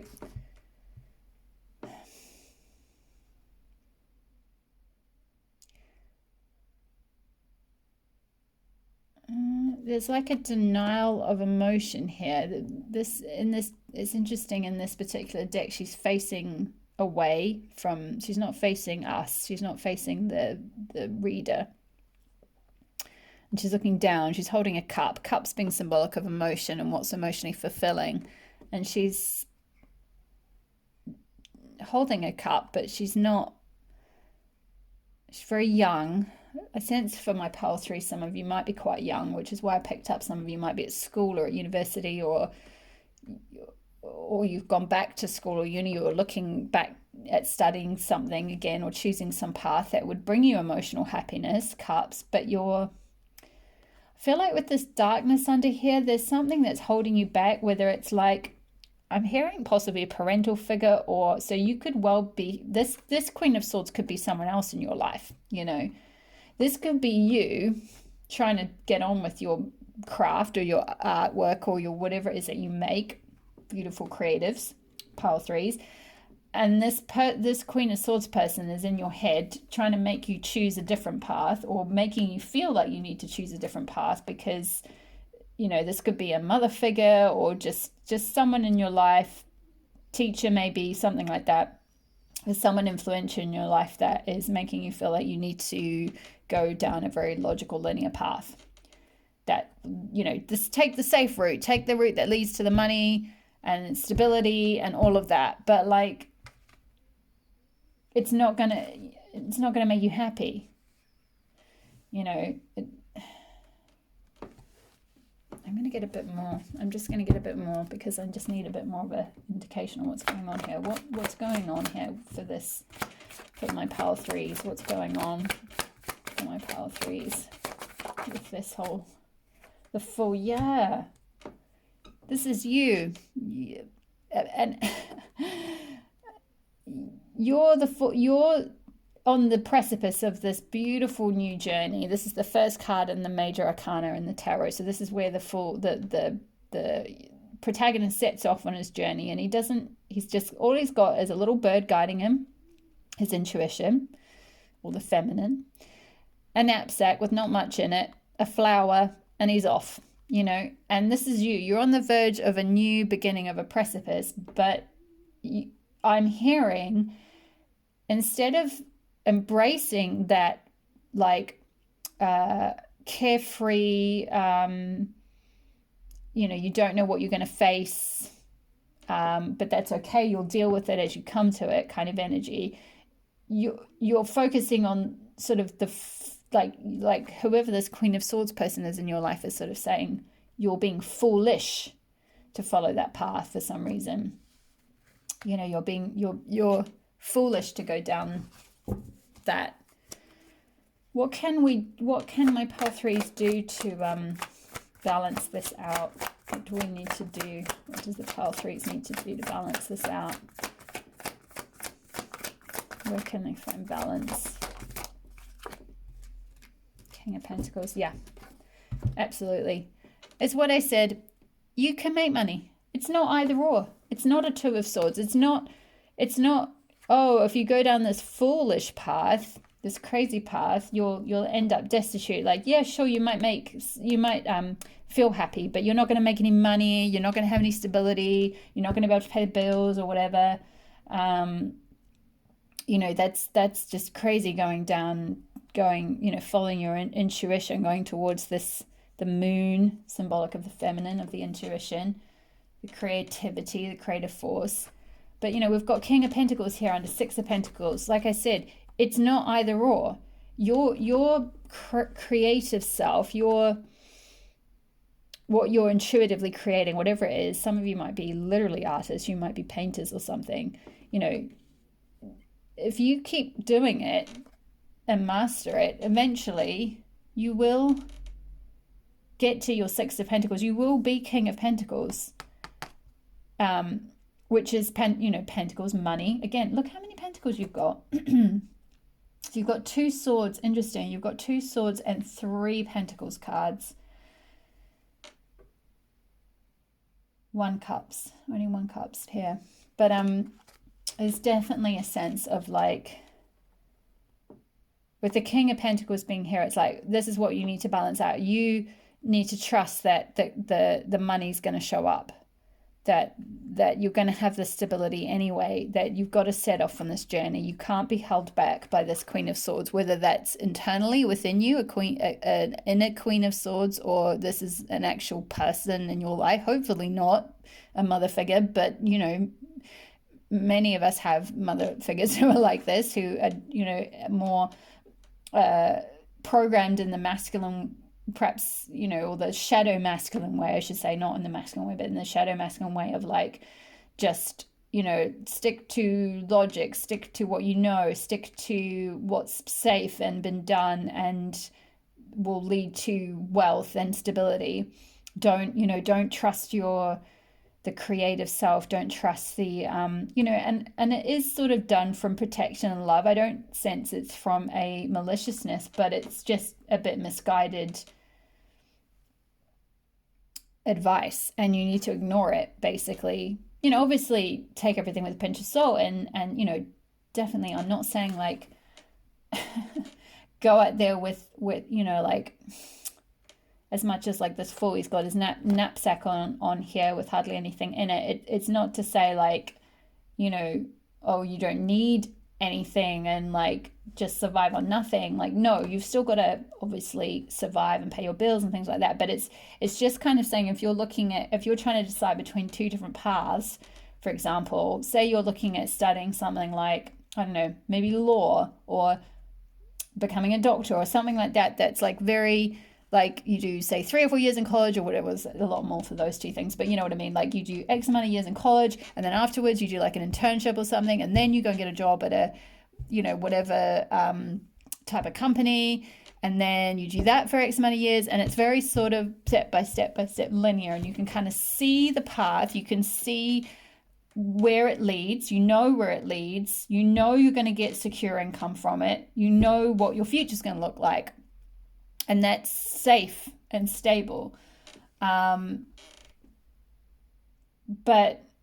is it Page of Cups? Is it going to make you happy?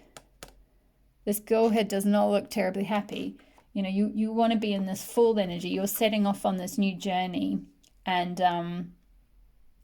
you absolutely can definitely become this King of Pentacles eventually. You can have that financial and material security from whatever it is that you're making, or your soul business, or maybe some of you are with this indigo-y color here. This is very much third eye, which is intuitive. Maybe you're into tarot, for example, or something like that, or something that involves some kind of intuitive ability. And you can definitely make that happen for yourself. You can definitely get money from that. It's just a way of, it's not as linear a path as that other, perhaps more structured approach or job that you're considering, or career path you're considering, or whatever. It's not as like step by step, but it you've got to trust your inner goddess self, your inner feminine intuitive self. I'm getting that breathless thing again. It's like that you're very apprehensive because of what you've been programmed to go that linear path. You're very apprehensive about trusting and finding the strength within to go forward on this like more intuitive, soul-led path. But with the Fool here, it's like, you can do it. You can step off that precipice, go on this journey, and you will find that stability. King of Pentacles is like the ultimate card of, it's having your cake and eating it too. Like, you can have that stability, that financial stability, the material security and stability, with what it is that you're going after.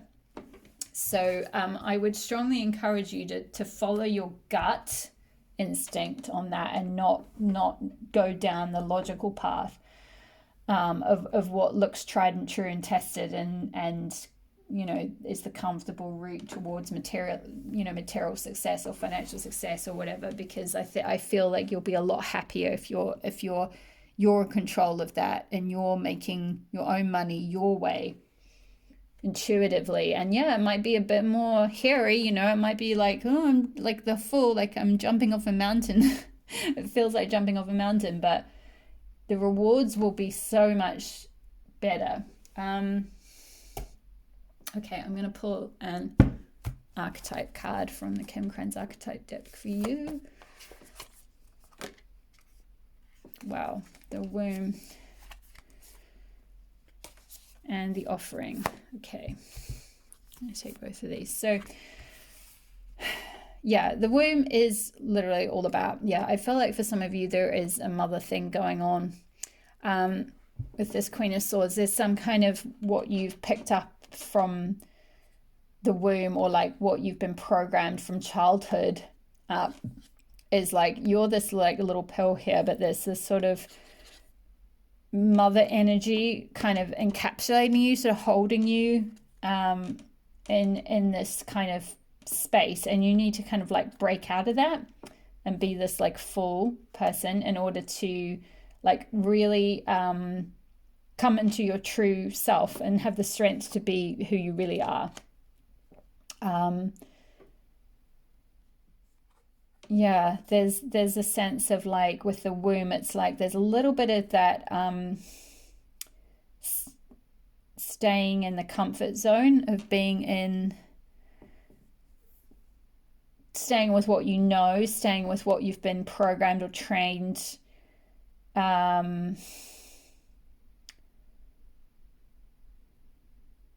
or encouraged to believe in, which is natural, you know.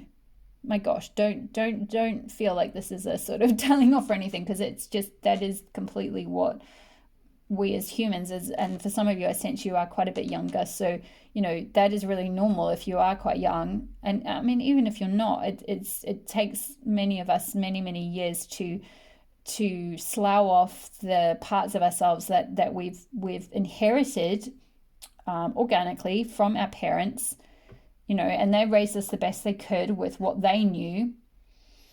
But we've sort of, it's like you grow up in this womb space, you know, and you're picking up all these ideas and all these programmings and all this like advice and ways of being and ways of behaving and stuff.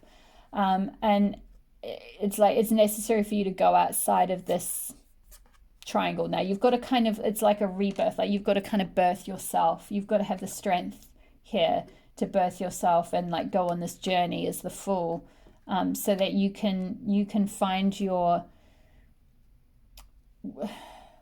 abundance, essentially. Pentacles being abundance, you know, this doesn't have to be literally riches. This can be whatever you most want, you know.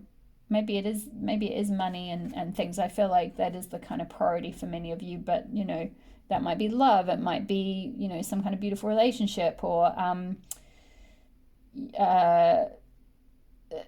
travel, you know, expanding your horizons in some way. The Fool very much speaks of going off on a journey, you know. Maybe that's what you want to do. Maybe it's not choosing between two jobs, but choosing between staying at home, or staying in the safe space and what you've been encouraged to follow, you know, or the known path, and breaking out of that and going on a journey, traveling somewhere, you know, expanding your horizons, broadening your horizons into something else, seeing what else you can do.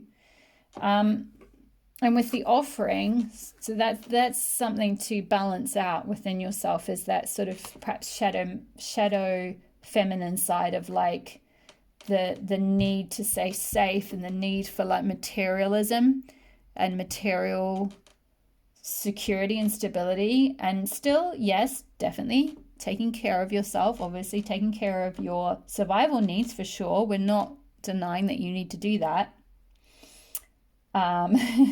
Stay safe, definitely stay safe, you know, put your survival needs first for sure, get that taken care of, you know. But then beyond that, like what can you know, how can you have some freedom, how can you break out of this womb space, and what you've been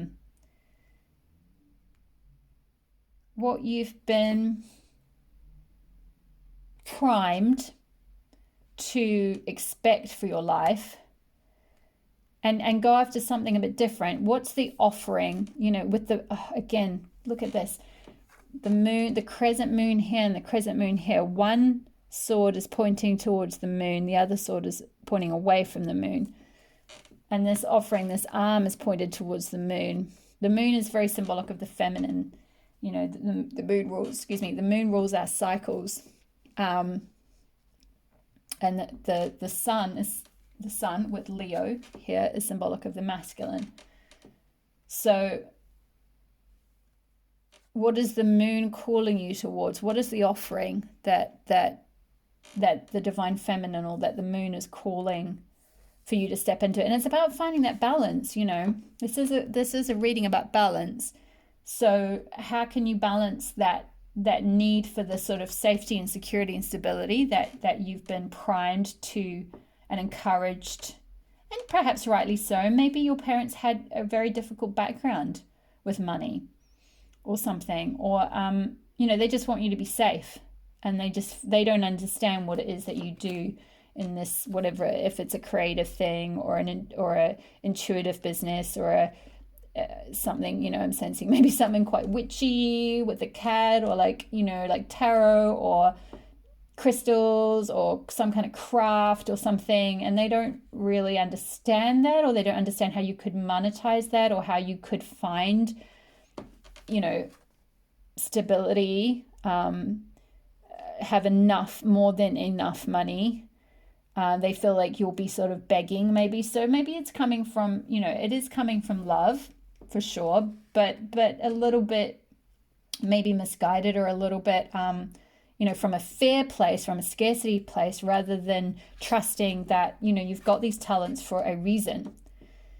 You're passionate about these things for a reason. There's no accident that you're good at this stuff, or you're natural at this stuff, or passionate about this stuff. This is the feminine giving you an offering. And I feel like also this is just backing up this King of Pentacles, you know.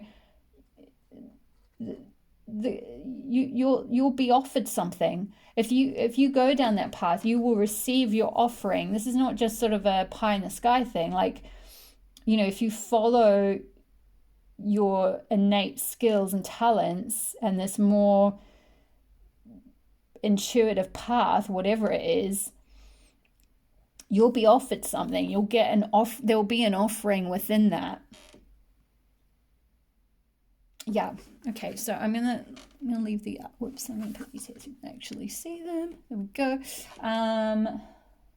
Let me see. I'm gonna pull Moon card for you as well.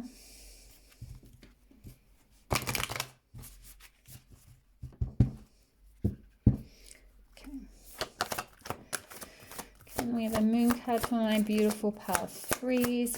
A Moon card for my beautiful power threes.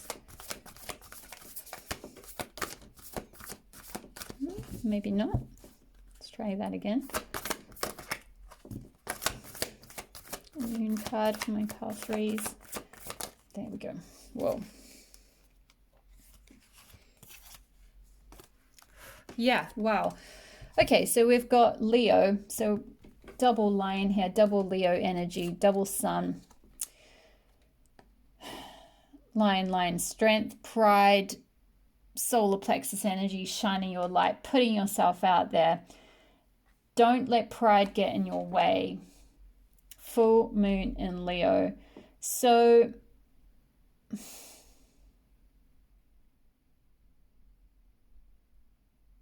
yeah, there's a kind of a double message with this. So first of all, this could be like, you could be, if there is some kind of, for some of you who do have maybe a Queen of Swords, this is symbolic of an actual person in your life. You might be wanting to just be like, screw you, and I'm going off anyway, bye, like I'm doing my own thing, and be really proud and you know, just be like, kind of with this womb thing, I'm sensing like some of you, there could be a bit of a tussle, maybe like a standoff I'm hearing with like you and this could be a mother or a father, you know, it doesn't have to be a female, but just someone who embodies that Queen of Swords energy, someone who's more, you know, rational, logical over emotions, but I do sense it is more of a mother. So it's both, don't let pride get in your way in terms of like you're too proud to you're sort of not really even going to give them the time of day, and you're just going to go off and that's it, kind of thing.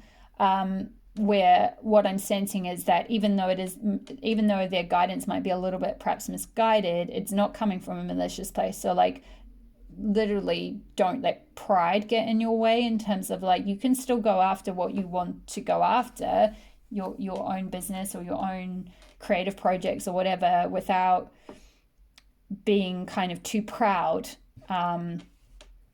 You can be humble about it. You don't have to sort of run rough. I'm hearing like run roughshod over people's opinions. Like just let them express what their opinion is, and then just go and show them otherwise. Like just prove that you can find stability, and you'll get offers of whatever it is, whether this is clients or money or contracts or commissions or whatever it is. Like just keep doing what you're doing, and it'll come. And you don't need to sort of like necessarily have this fight. For others of you, this could be more of an internal thing going on, where it's not like there's any specific person in your life, but this is an internalized Queen of Swords. This is an internal feeling, an internal battle of like, oh, I need, like you're telling yourself, I need to go down this logical path. I need to do what puts bread and butter on the table, and ignore my creative, intuitive self. And the message for you is like, don't let pride get in your way, in terms of the pride of needing to be like the hunter, the lion, the one who has to go out and make things happen, kind of thing. Like you can still honor, and again, it's balance. You can unite those two things. Like don't let that sort of animal that masculine self of like, let's go down this linear, let's go down this safe linear path, override what your intuition, your feminine self is telling you. Don't let it get in the way of your passion and your dreams and what your heart most desires and deserves. So there's that message. And then also take time to breathe out as the other message, disseminating moon.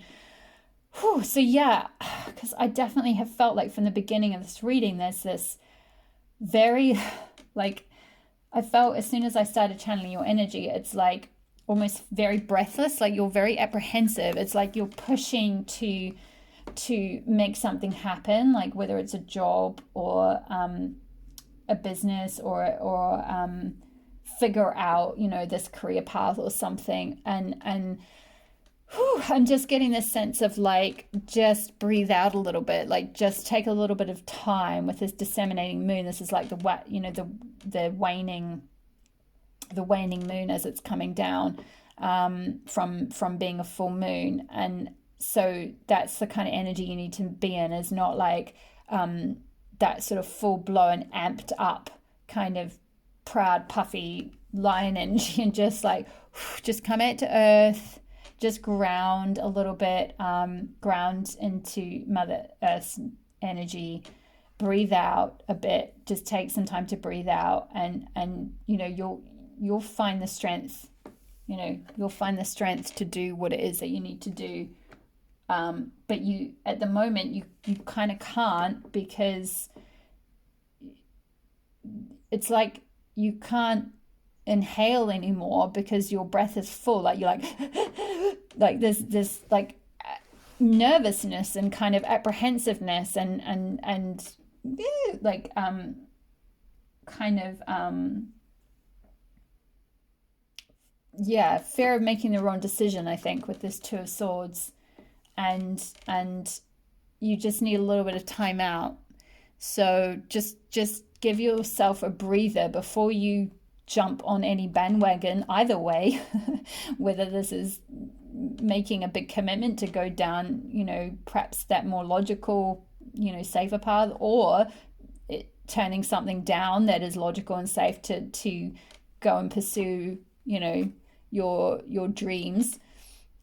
Just take a minute just to breathe out and just ground and feel into and find the inner strength to go forward with what you're meant to, and then your offering will come about. this it's like this hand from the universe, this you know, the symbolic hand of the goddess, if you like, is going to reach out and pull you along, and you'll get your offerings, but you'll get your pentacles. But you need to breathe first and just take a little bit of time to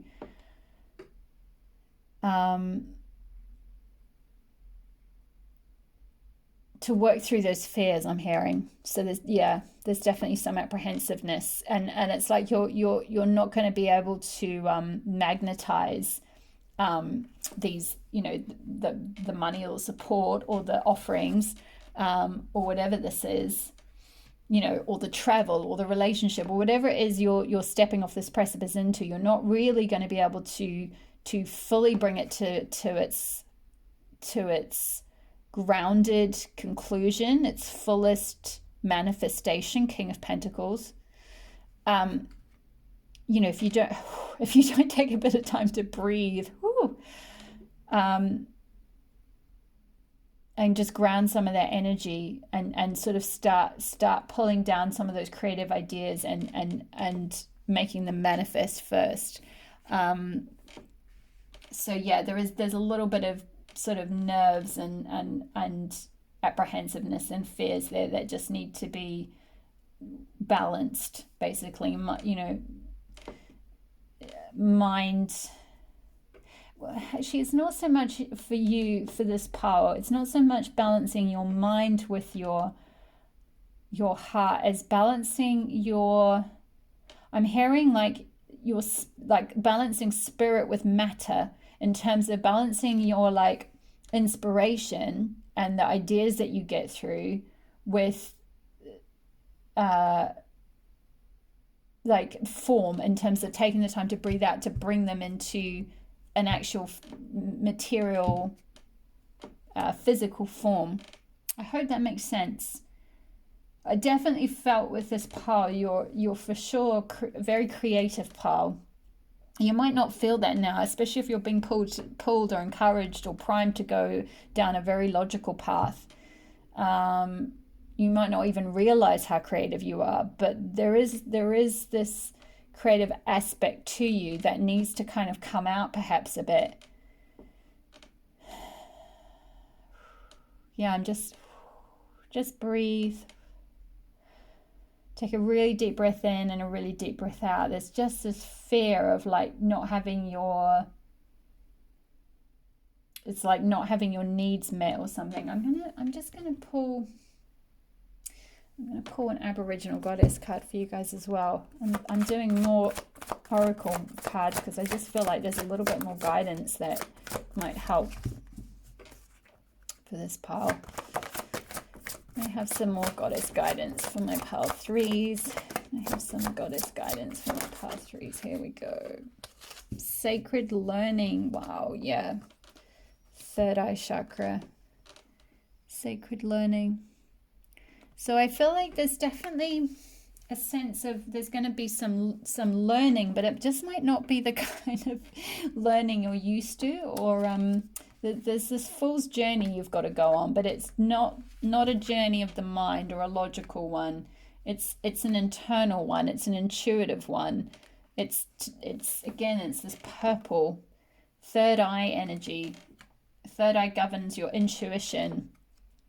It governs the divine feminine. It governs that sort of your witchy, intuitive, instinctive self. Sorry, I'm just going to find the message in the book for you. So, sacred learning. Here we go, page 22. So, the origin of sacred learning begins at the birth of time. Some may say time is endless and there is no beginning and no end. Our learning is not dissimilar. There is no beginning and no end. Whilst ever there is breath in our being, breath, take time to breathe out. Whilst there is breath in our being, we are still learning. Recognizing your spiritual knowledge, with this Eight of Pentacles, this woman surrounded by purple, surrounded by wisdom and sacred knowledge. So recognizing your spiritual knowledge is a gift from your soul. It is the gift of memories which you have stored over many lifetimes of experience. Sacred learning comes from our ability to first recognize this knowledge and then believe in yourself to find the courage to integrate it into your life. This isn't airy fairy feel good information. There is an internal knowing which guides us all to where we need to be. Mostly we are unaware of the journey we are on and what influences the decisions we make, but the wheels are set in motion from the moment we take our first breath. Yeah, this is the journey, the full. You're going on a journey for sure. But it's a journey of sacred learning, really, rather than necessarily a physical journey. So become more aware of the importance of your decisions as they influence others around you. Decision, Two of Swords, making a decision. You have just made a decision, and the repercussions from this will affect many more people. This may be one of those rare times when you need to justify why you made such a decision. Yeah, see, I said I felt like there was someone else in your life you needed to justify to, because they'd raised you in a certain way and you wanted to go down this other path. So yeah. This is not to say it is a bad decision. It is just simply a decision which has ramifications for others. So take time to think through your decision-making process. So yeah, take time to breathe out. Take time to think through, because this is a time to become aware, of how often you rely on your sacred learnings from your soul's past without even knowing you are accessing such wisdom. From this time forward, you will begin to take your inner wisdom more seriously, and you will begin to understand the depth of knowledge that you bring from one life to the next. Congratulations. Yeah. So that's what you're learning to balance, my loves, is, and we all are. I say that as if it's just you, but I mean, I'm doing the same. I'm integrating new learnings, new wisdom within my business, myself. I'm changing up Goddess Renaissance a lot at the moment. There's going to be new offerings. There's new, as I'm going on this journey and learning new things and integrating new sacred wisdom that's coming through for me. Things evolve and change, and I have to integrate that into my life and my business. And so we're all doing this. This is absolutely an ongoing process, but it's just something that is extra pertinent for you right now. It's something for you to balance and tap into in a strong way, because there might have been perhaps more of a balance of the logical self, or the safety and security and stability and that sort of thing. And it's like, yeah, definitely that too, but also what wisdom can you integrate in and bring through and ground into the physical.